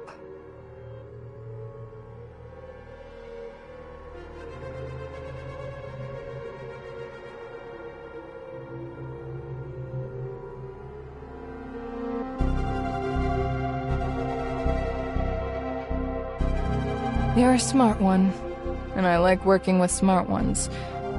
You guessed right. My family has some influence in the Brighton Zone, so even after rubbing Anchor Infinity the wrong way, I can still expect pretty decent treatment around here. As for Nanto, I do know a few things you won't discover in the reading room. Whether they're useful to you or not, that's for you to decide.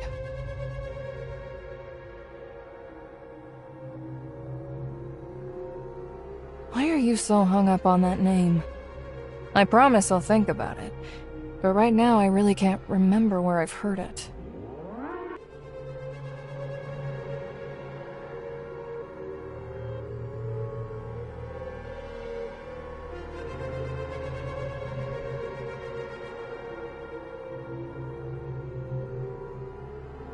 Brighton's prison control has bounced back and forth between Anchor Infinity and the Hope Fleet a few times. But no matter who's running the place, there are 2 inmates who've never been hooked up to the brain interface.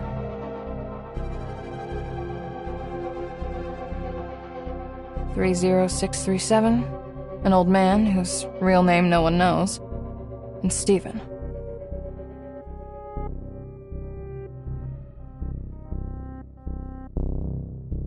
As far as I know, Nanto is the one protecting them.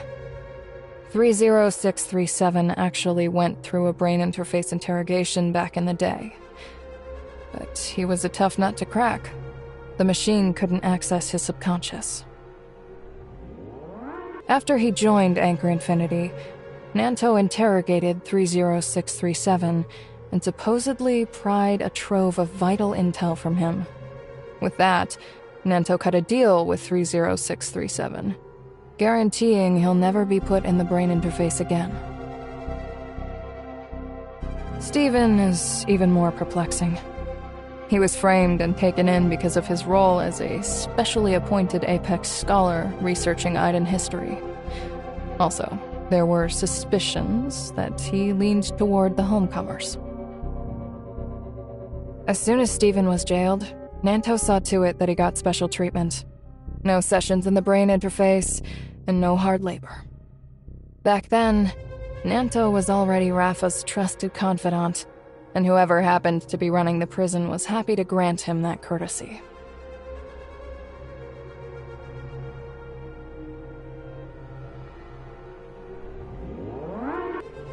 Seems we have different views on this.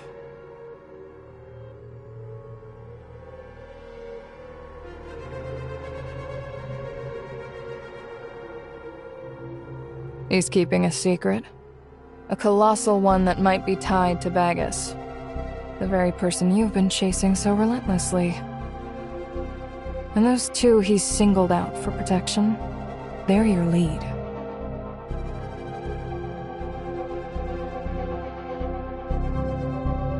There's nothing we can do about it here. I asked Steven ages ago, but even he doesn't know why Nanto treats him so differently. As for 30637, he's too old and his mind has long since deteriorated. You won't get anything out of him, unless you can find someone who knew him before he went to prison.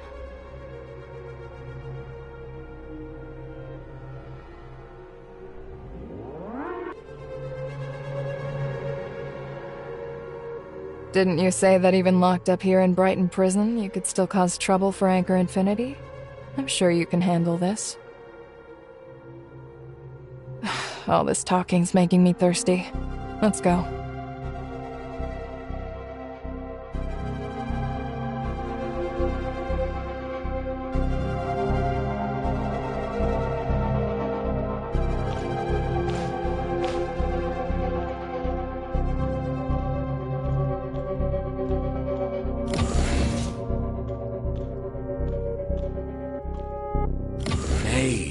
holding up? That night in the dream house must have been rough.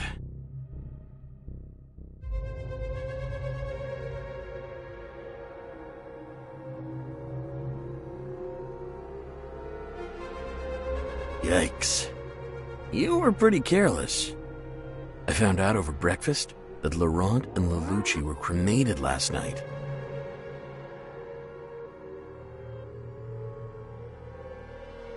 Yeah, based on how I felt last time, they definitely cranked up the brain interface power recently.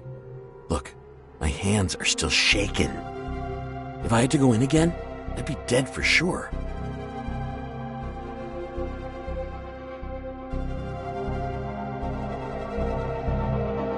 Of course I will, but we're in Brighton prison now. Our lives aren't our own.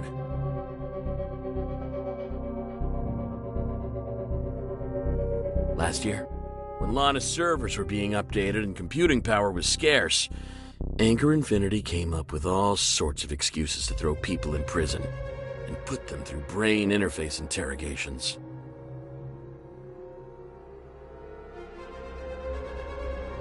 But it was really just to boost Lana's computing power. Tons of people died back then. And even if they didn't, they ended up basically brain dead. If I ever ended up like that, I'd be better off dead. I'm betting that's how old Han's brain was fried. I don't get why they never let him out.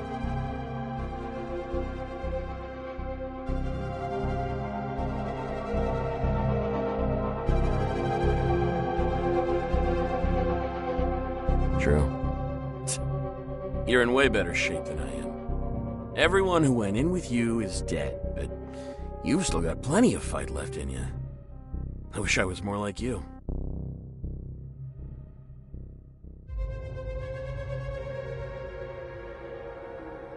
Yeah, true. Hey, do you lie on it differently or something? Why are you affected so little?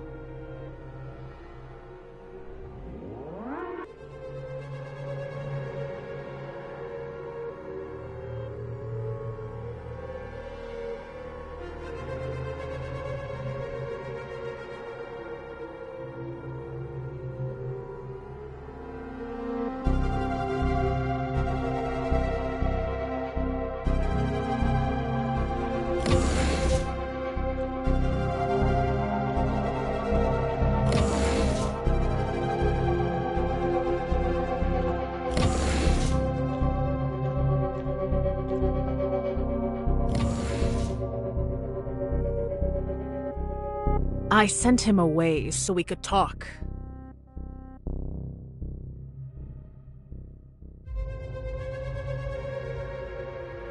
Because I'm good at reading people. One look at you tells me you're the restless type. You're never going to rot in this prison, so you're not about to sit around with idiots like Barbara.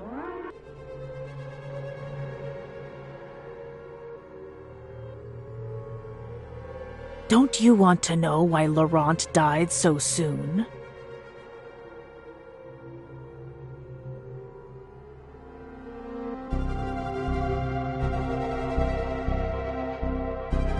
Allow me to explain. Just before the third eradication operation, on the day Lola Hans died, Nanto secretly sent Laurent to warn her, so that Wednesday could avoid the operation.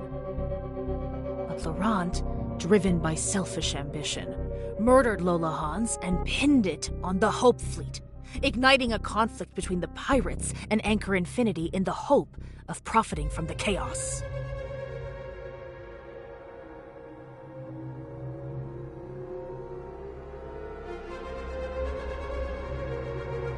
It wasn't just once. It was over and over. Long before Laurent ever left Wednesday, the two were already in touch.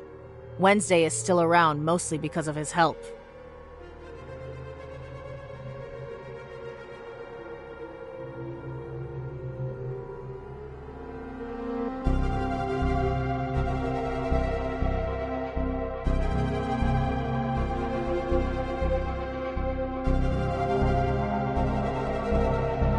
That's right.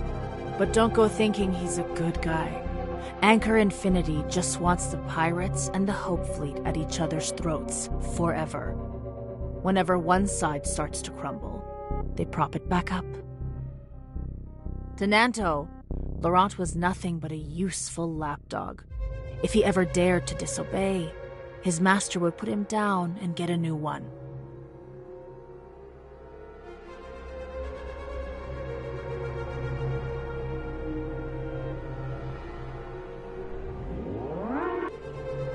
Things are different now.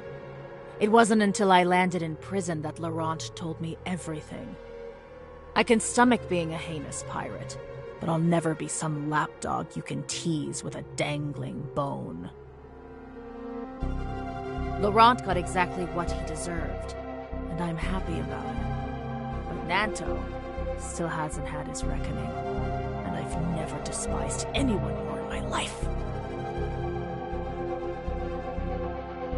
If you really are from Ada, you won't be stuck here for long. I'm afraid Nanto will have me wired into the brain interface tonight just for telling you all this.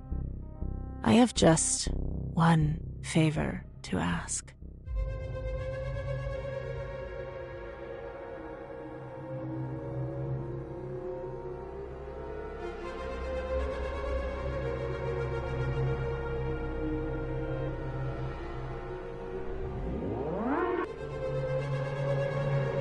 Smash that smug, snobby-looking face of Nanto's to a bloody pulp for me. It's almost lights out. I hope you can grant me my final wish.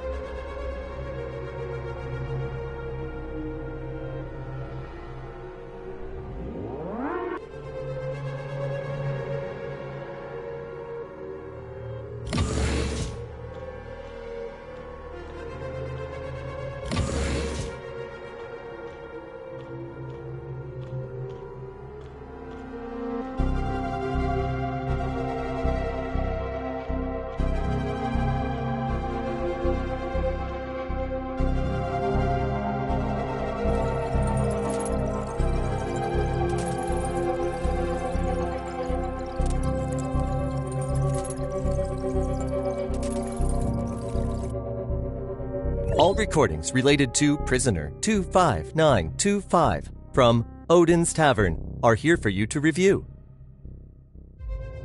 Good. By the way, Prisoner 25925 didn't go to the brain interface room today, right? Negative. Tomorrow, find a way to put Prisoner 25925 in there, and raise the power output by 30%. As for that Scorpion, send her to the brain interface room tonight. Max out the power. Same as for Laurent.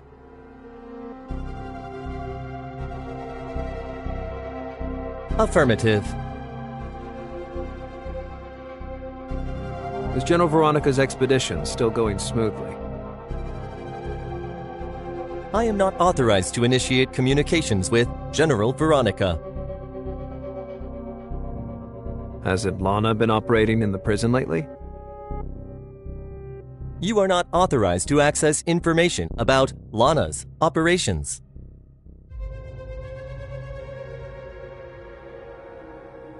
Adi Adi, this is Grey Fox.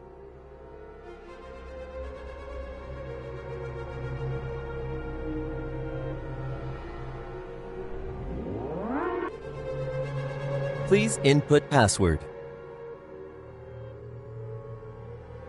Slug and Boss Lady.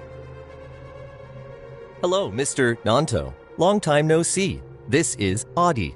How can I assist you? Your presence here confirms my suspicions. Lana did indeed divert the computing power that was meant for Brighton Prison.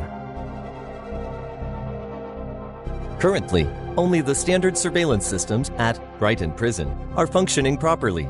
Lana's computing power hasn't been deployed in the prison, and the power is down to just 50% of its former level across the Brighton zone. A simple server update couldn't have caused these anomalies. It seems Mr. Ruff is determined to dig into Shirley's technological secrets. The computing power concentrated at Shirley's location is still insufficient to make up for the deficit across the Brighton zone. Some of the remaining capacity has simply vanished. It seems to have been siphoned into an encrypted server somewhere.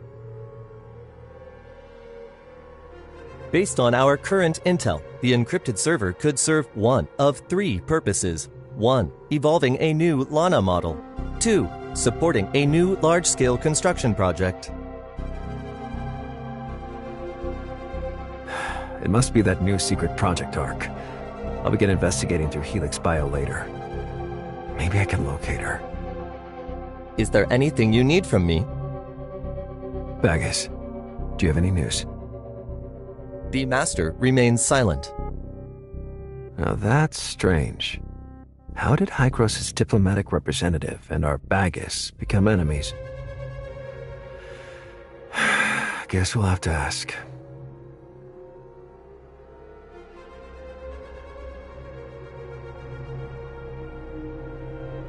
Some things aren't meant to be known by too many people.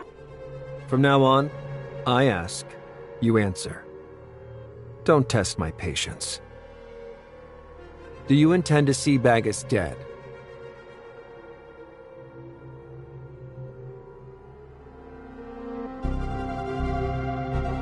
Still playing dumb. I've already checked every record in Lana's surveillance system related to you, and heard every word you've ever said in Odin's Tavern. You said Baggis hurt your friend, and you won't let him get away with it. I'm curious. When did that happen? And how did he do it?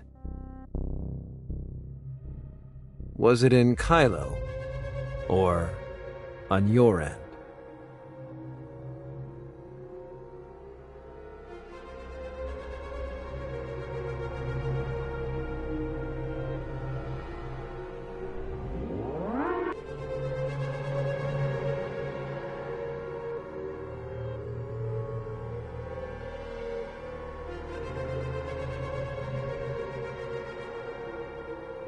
Gestos? What is he using Gestos for?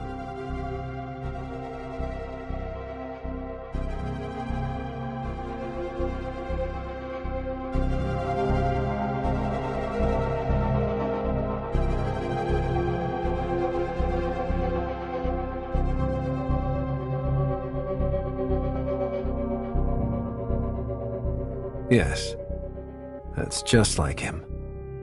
What he did was right.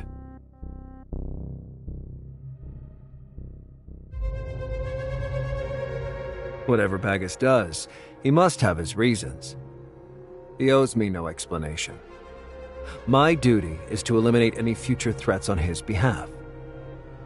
Since you want Baggis dead, it's only natural that I take care of you.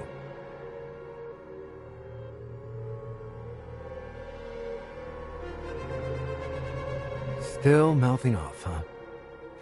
I hear you've been enjoying your naps in the brain interface room lately. So today, I'll make sure you have very sweet dreams. Inmates die from brain interface power anomalies all the time. If that's how you kick the bucket, at least I'll have an excuse for Rafa and Veronica.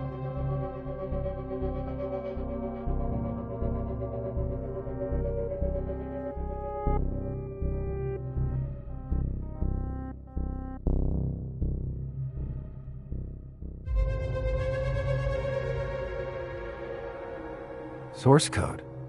Data source. Don't tell me the key Rafa's after is hidden in your head. Crafty Hycros.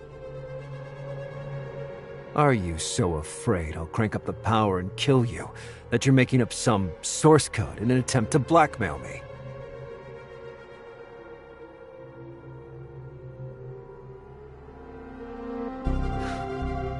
You Hycros people are despicable. Always preaching about unity with the Kylians, yet all you really want is to exploit Kylo's resources and technology. Don't worry. I'm not actually going to kill you.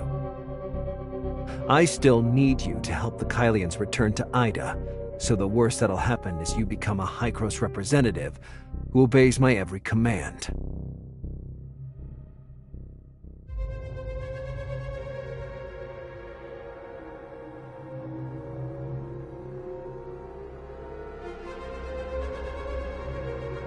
I've already told you. On this matter, Anchor Infinity and I don't see eye to eye. Rafa's lost his wits. He can't see past his own nose. Instead of clinging to the current status quo and keeping the Kylians penned in, he should be thinking about how to replace Hycros in Ida. At the end of the day, they're just a bunch of scientists. What abilities or insights could they possibly have? As long as we humor them for now, Anchor Infinity can move to Ida later on. If we stay patient for a while, the faction that ultimately calls the shots in Ida will be anyone's guess. Of course, Rafa certainly won't live to see that day.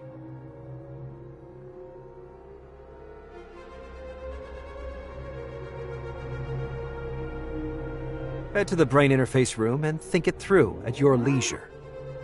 Honestly, I still can't tell whether you're an idiot or a genius. I hope you'll make up your mind soon, given your role and current circumstances. If you're willing to return to Ida and lend me your support, the CEO position at Anchor Infinity's Asperia branch could one day be yours. Why didn't you show up yesterday? Do you have any idea how long I waited for you? I've already mapped out the prison, and you were just outside chatting?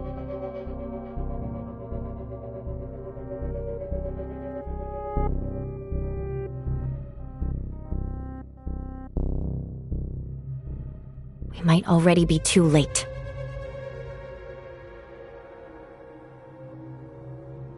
After I reported to Hycros, they discovered that before you arrived in the Brighton Zone, Kylo unilaterally shut down all channels of communication with Hycros, including the passage you used to get here. Plotty's already working on a solution. Her dad gave me a good scolding, and said she misjudged Rafa, which got you locked up. She's really sorry. Maybe we should wait for Plotty. Otherwise, if we break out now, you'll still be stuck in Kylo.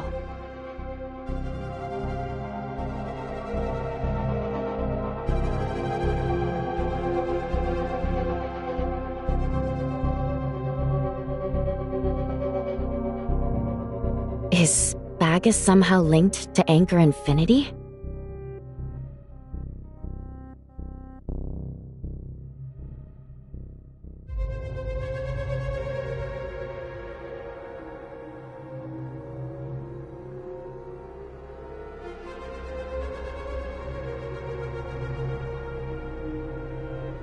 But when I contacted Shirley, I couldn't find anything.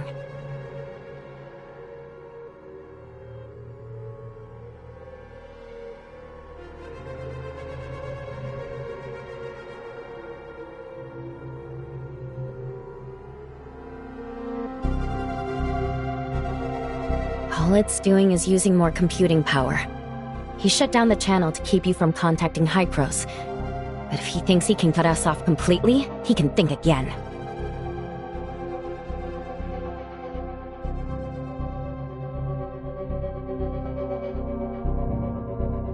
She thinks Rafa's actions prove he's downright terrified of Hycros arriving.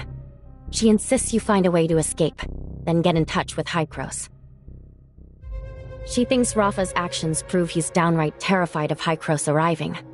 She insists you find a way to escape, then get in touch with Hycros.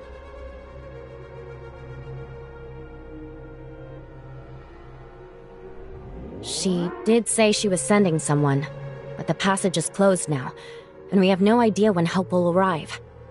Right now, I'm the only one who can travel back and forth. I'm sorry, but there's no one else who can help you.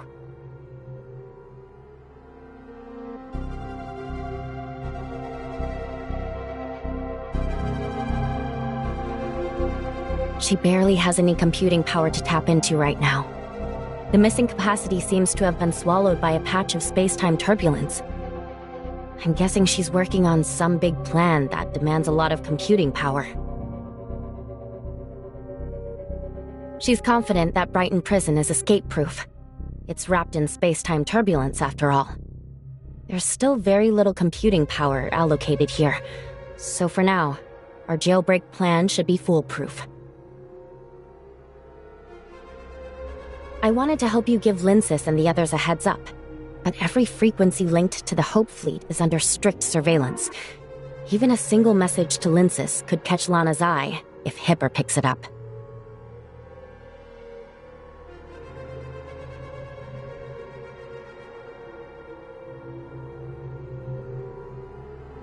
Our plan has to succeed. Only after you're safe can we plan our next move.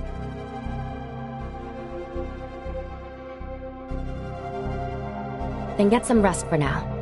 I'll keep an eye on Shirley. Lana's been dedicating more and more computing power to her, so all I can do now is watch. I don't dare speak to her anymore.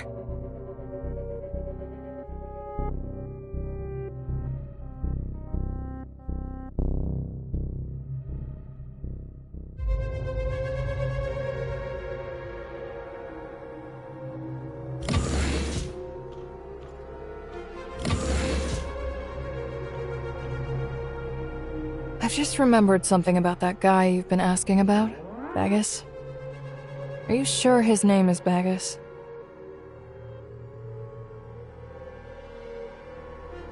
As I said before, my mom got to know the Todd siblings through work and ended up designing the first bar counter at Odin's Tavern. Don't underestimate this job. Miss Aglaya's requirements were very particular. She wanted to create a place where people could experience civilization and comfort, even in the barren reaches of outer space. But resources were scarce at the time. To come up with the most cost-effective plan, my mom pored over every tavern-related document she could find and even interviewed a bunch of people, Miss Aglaya included.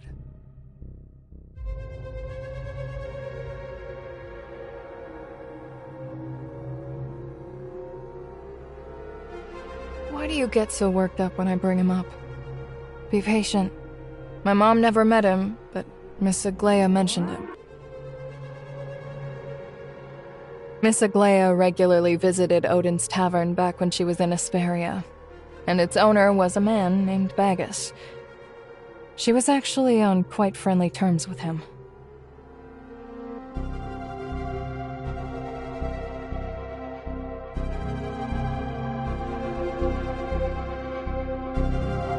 Yeah. Supposedly, Bagus had lots of connections back then. And because of his relationship with Miss Aglaya, Apex sent him an invitation to the space station. That's how he ended up on board.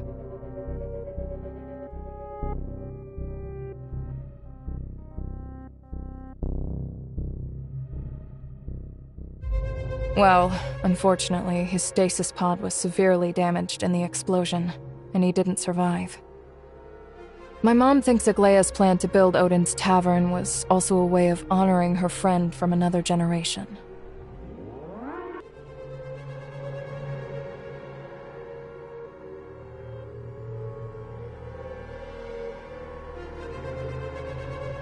Why have you suddenly gone silent?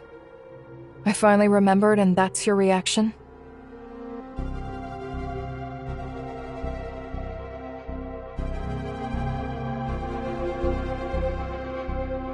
Impossible. Too many of the stasis pods on the early station were damaged. And with the power shortage, there was no way to rescue anyone. If a pod was compromised, there's no way its occupant could have survived until now. So, I think you might be looking for the wrong person.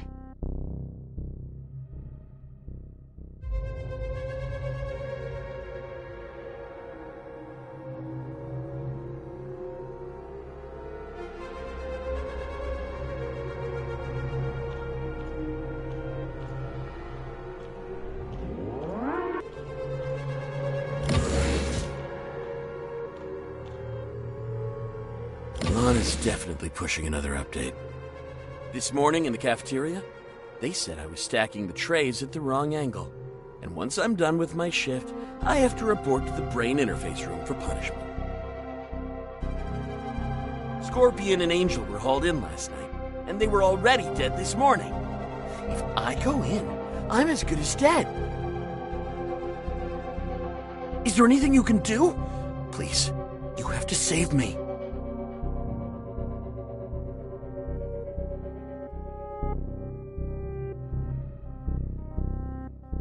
They've cranked the brain interface power way too high. If you don't help me, I'll die.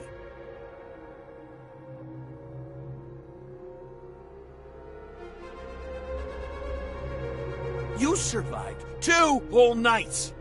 There has to be a way. Why won't you tell me?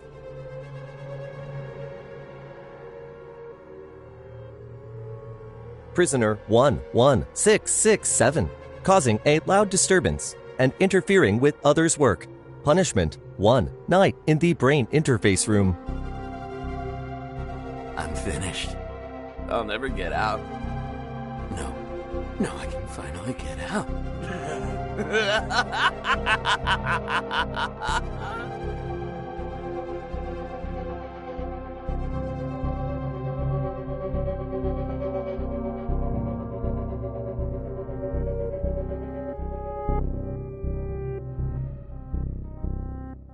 Prisoner 25925, disrupting prison management operations. Punishment 1 night in the brain interface room.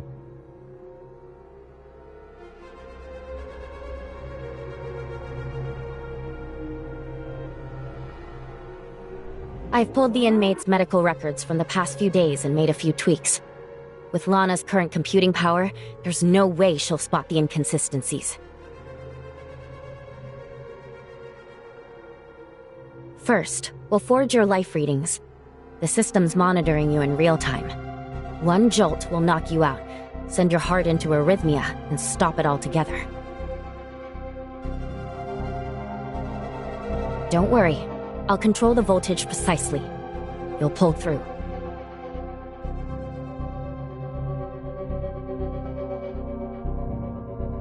"25925's faking it. They've definitely figured out how to deal with the brain interface." Are you sure? Definitely. Ever since the brain interface's power was boosted these past few days, everyone else has died. They were hooked up for 2 of the last 3 days and walked away unscathed. That's impossible. Are you saying a fraudster in Brighton Prison has found a way to evade Lana? I know it sounds far-fetched, but what if it's some kind of special trait? That would make them incredibly valuable for Helix Bio's research. I've just handed over vital intel. Please, don't put me in the brain interface again.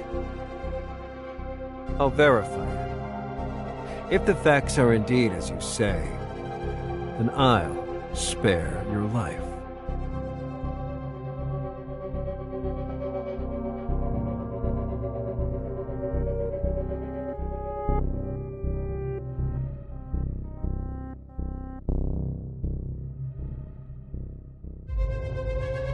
I swear, there's definitely something wrong with 25925. If you don't believe me, then go check right now. I hope you're right.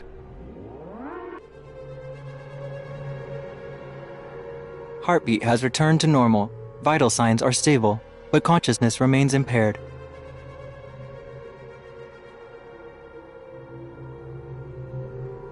Run a brain diagnostic. If it's not viable for brain interface extraction, follow standard protocol.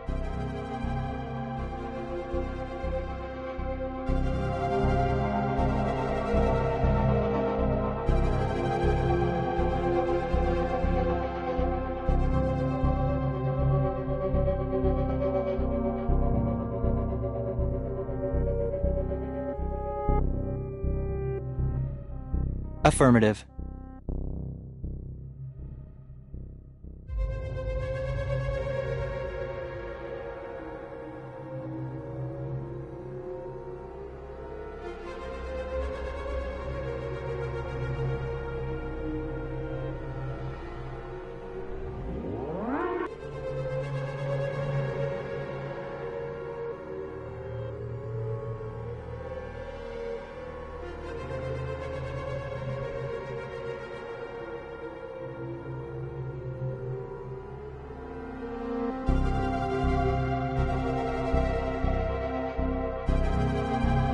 All vitals are below normal. Stop resuscitation. Power down to machines, complete the paperwork, and call Helix Bio to reclaim the body.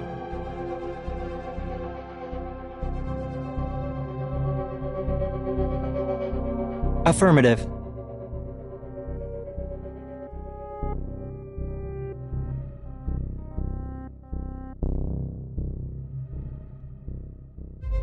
Grab the communicator on the table. I'll guide you.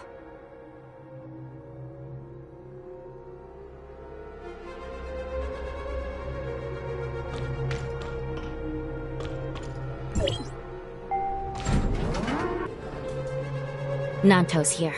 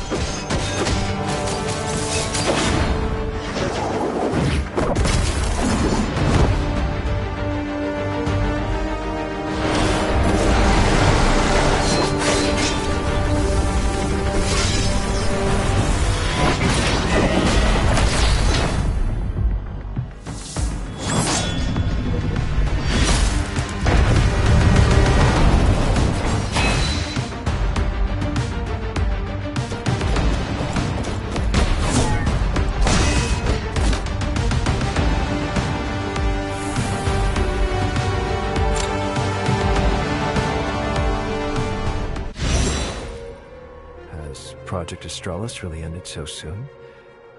General, your years of dedication to deep space exploration, haven't you given up a bit too early? Project Astralis hasn't failed. I just began to feel unwell after I set out. I had no choice but to turn back midway to recover. I just returned when I heard that the Hykros diplomatic representative had been arrested and imprisoned. We uncovered this fraud while you were away, General. Since you aren't feeling well, I'll arrange Helix Bio to give you a checkup. That won't be necessary. The air in the Brighton Zone is so fresh. I started feeling better the moment I got back. Brighton Prison is under the Hope Fleet's jurisdiction. Now that I've returned, I intend to conduct a thorough investigation into this case. After all, even Anchor Infinity was swindled, so this is no small matter. Mr. Rafa. I'll be taking the prisoner now. Thank you for overseeing the prison in my absence, Mr. Nanto. You've been juggling countless responsibilities. Please take this opportunity to catch your breath. Please coordinate the remaining handover with Alexander. 25925, you're coming with me. I'll interrogate you myself at Hope Fleet headquarters. General, you've always treated your subordinates with kindness. Thank you for thinking of me. I'll make sure Mr. Rafa hears of your thoughtfulness and diligence. I'll leave it to you then. Thank you.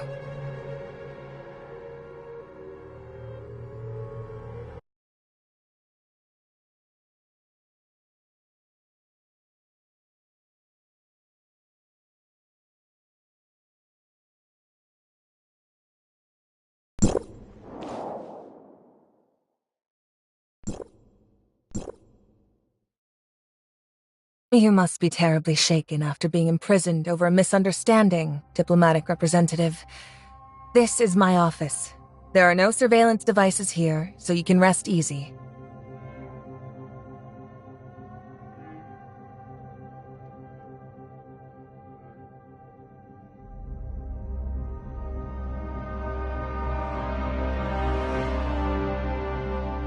Yes, that's me. But I don't think I deserve all the praise. I simply want the Hope Fleet to help humanity find a new home as soon as possible.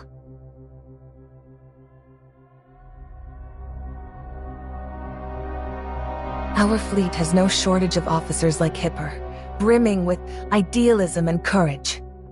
It's because of them that I've found the strength to persist and the motivation to mediate with Anchor Infinity.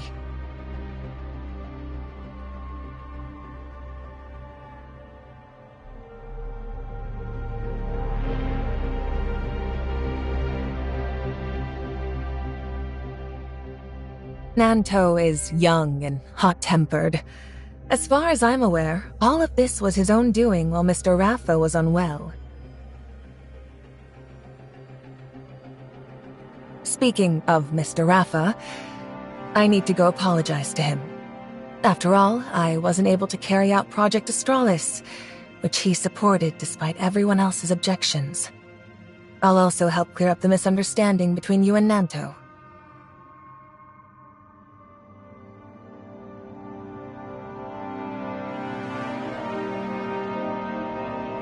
Rest assured, I guarantee that all scheduled diplomatic negotiations and events will proceed as planned.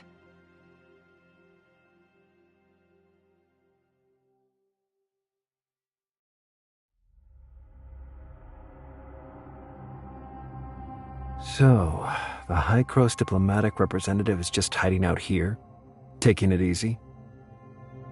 They've been in and out of the brain interface room countless times this week.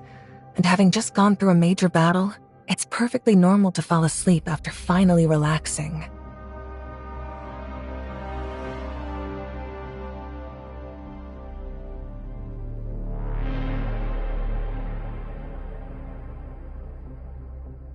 Relax. I'm the one who let him in. He proposed cooperation terms I simply couldn't refuse. Once you hear them, you might find them hard to refuse too.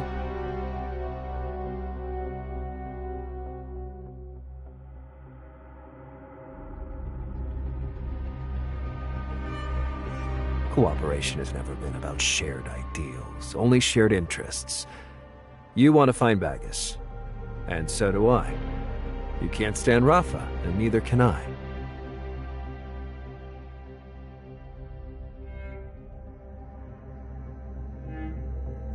So, if he's in danger, I'll do everything I can to help him.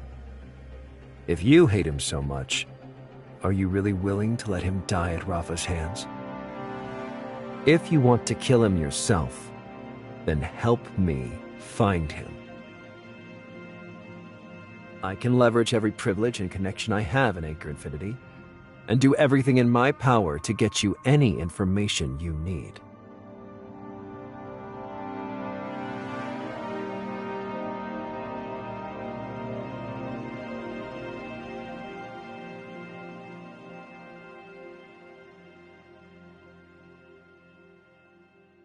This is no time for jokes.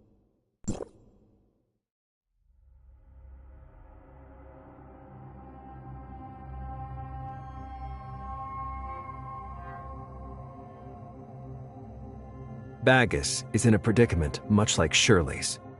Their consciousnesses have undergone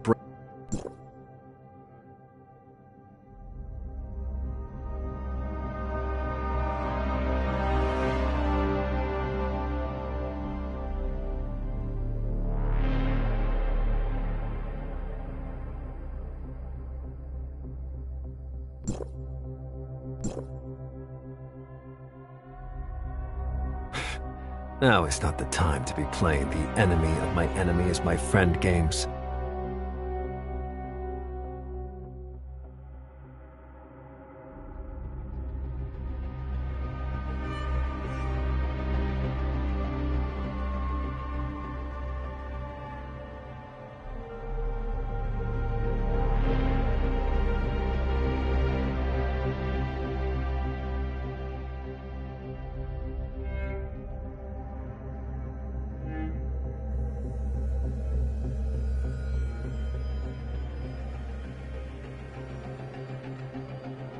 You still harbor such naive fantasies?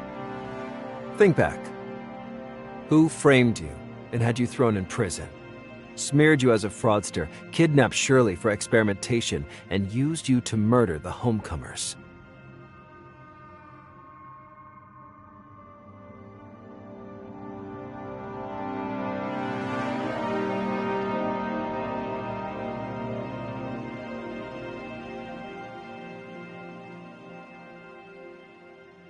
I think you may still have some misconceptions about Rafa, Anchor Infinity, and Nanto, diplomatic representative. I didn't get a chance to mention this earlier. I only made it to the prison in time and saved you from Anchor Infinity because of an encrypted message from Nanto. He's the one who sent me back to vouch for you. I'd say that's more than enough to demonstrate his sincerity. And don't forget, without my support, you can't verify your identity, let alone negotiate with Rafa. Before you were imprisoned, Rafa had already cut off contact with Ida and sealed the passage you used to get here. Right now, you need to calm down and think about how many options you really have left.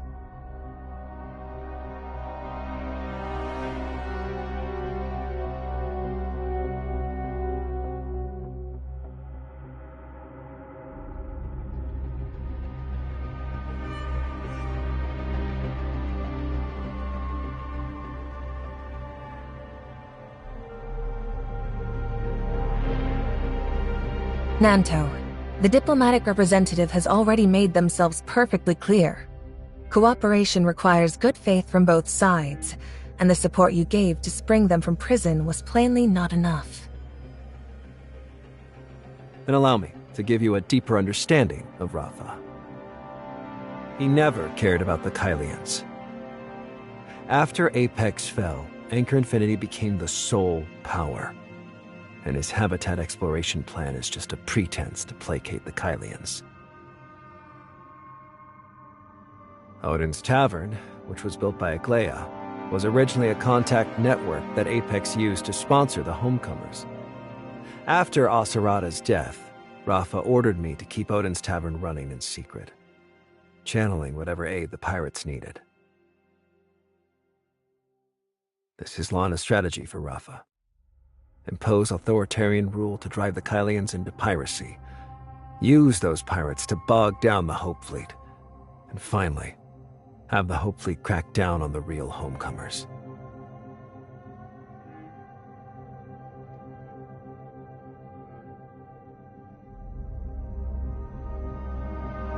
That's it. In recent years, the Hope Fleet hasn't carried out any real expeditions beyond cracking down on pirates. And those so-called expeditions are really just insect cleanup operations in the mine for Anchor Infinity.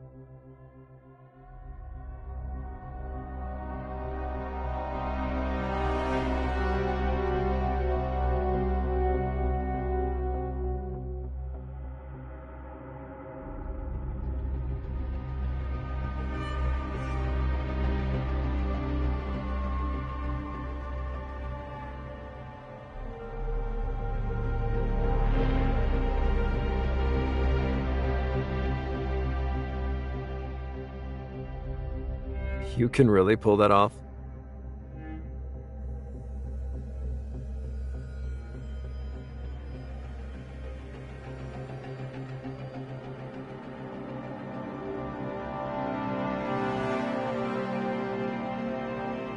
Of course. Every Hope Fleet vessel is built by Anchor Infinity and fitted with the Lana Smart Piloting System. So long as space-time turbulence doesn't cut Lana off, the ships can only be flown by her. The only way I could get back here was on an antique ship I bought on the black market, cobbled together from parts the pirates had scrounged.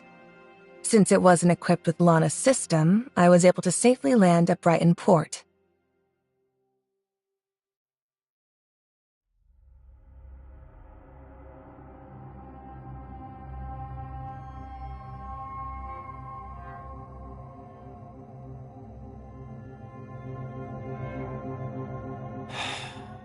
What's your plan, then?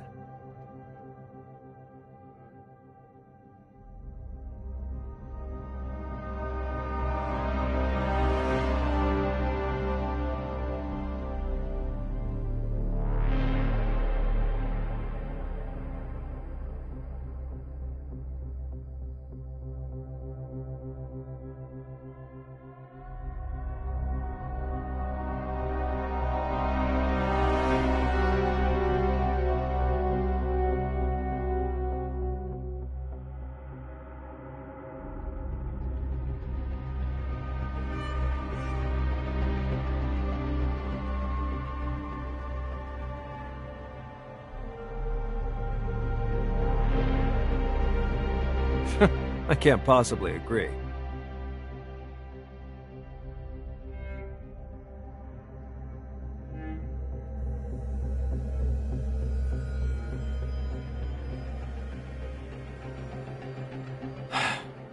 If you help me rescue Bagus, I guarantee I'll be the one who wins next time.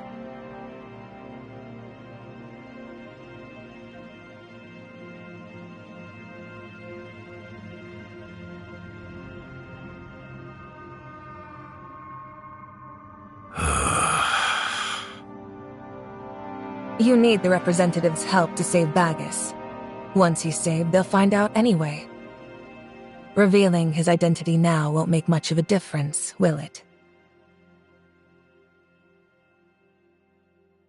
If you'd rather I didn't know, I can wait outside. When you're finished, just let me know. There's no need for that. I'm just amazed this clever yet arrogant Hykros representative still hasn't figured out Bagus's true identity.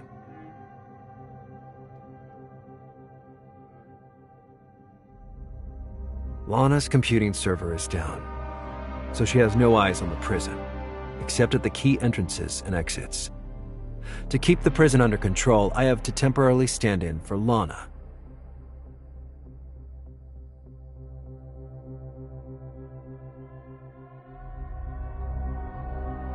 I take it you uncovered Bagus's identity in prison.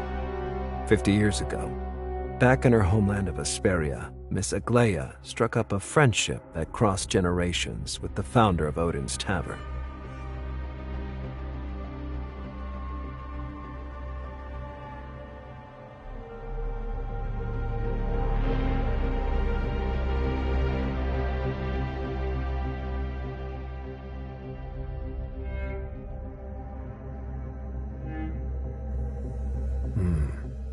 Think again.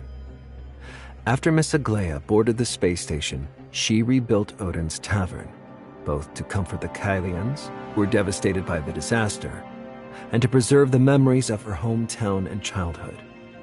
which she could never return to.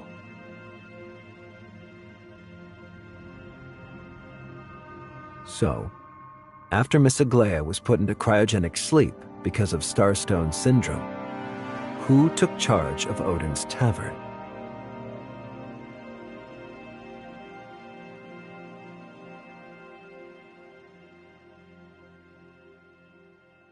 But Aserada is already dead. Who do you think he trusted most before he died?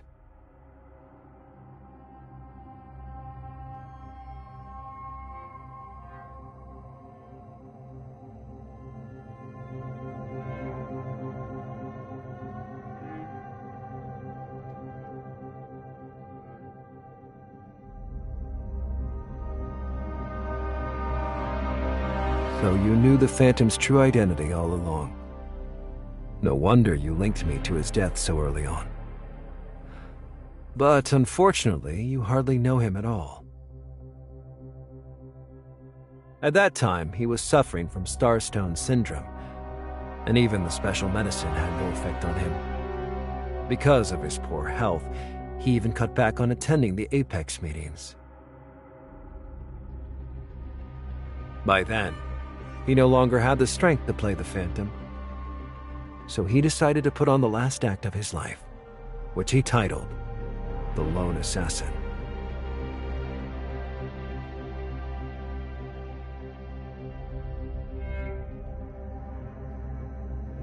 It's said that while he was on Asperia, he read some classics from his home planet. One story told of a martyr who, in order to overthrow the enemy king, allowed an assassin to behead him. Then the assassin presented his head as a gift to the enemy king. The king received it personally, giving the assassin the opportunity to strike.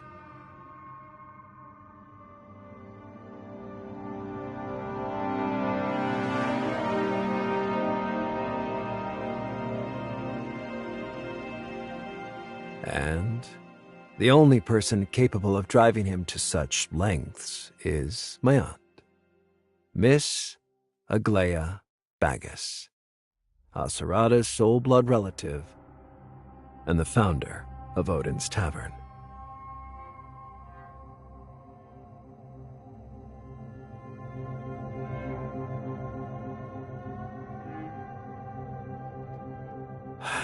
I'm out of time.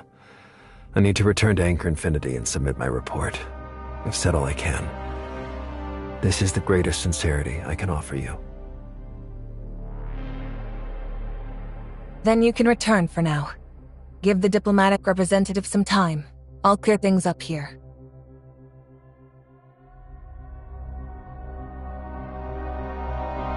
Please remember this. I came here today because General Veronica took my prisoner, and I came solely to demand an explanation. I got into a huge argument with her, and in the end, I left empty-handed. I gave Anchor Infinity's director of the Safe Navigation Department a severe scolding in front of Hykros' diplomatic representative, and Director Nanto swore to properly repay me for today's treatment.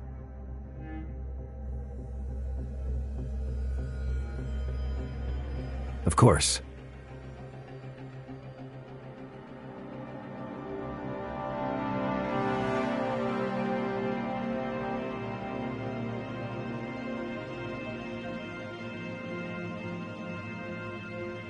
With Rafa dead, Anchor Infinity will be leaderless. A bunch of fat fools hardly worth worrying about.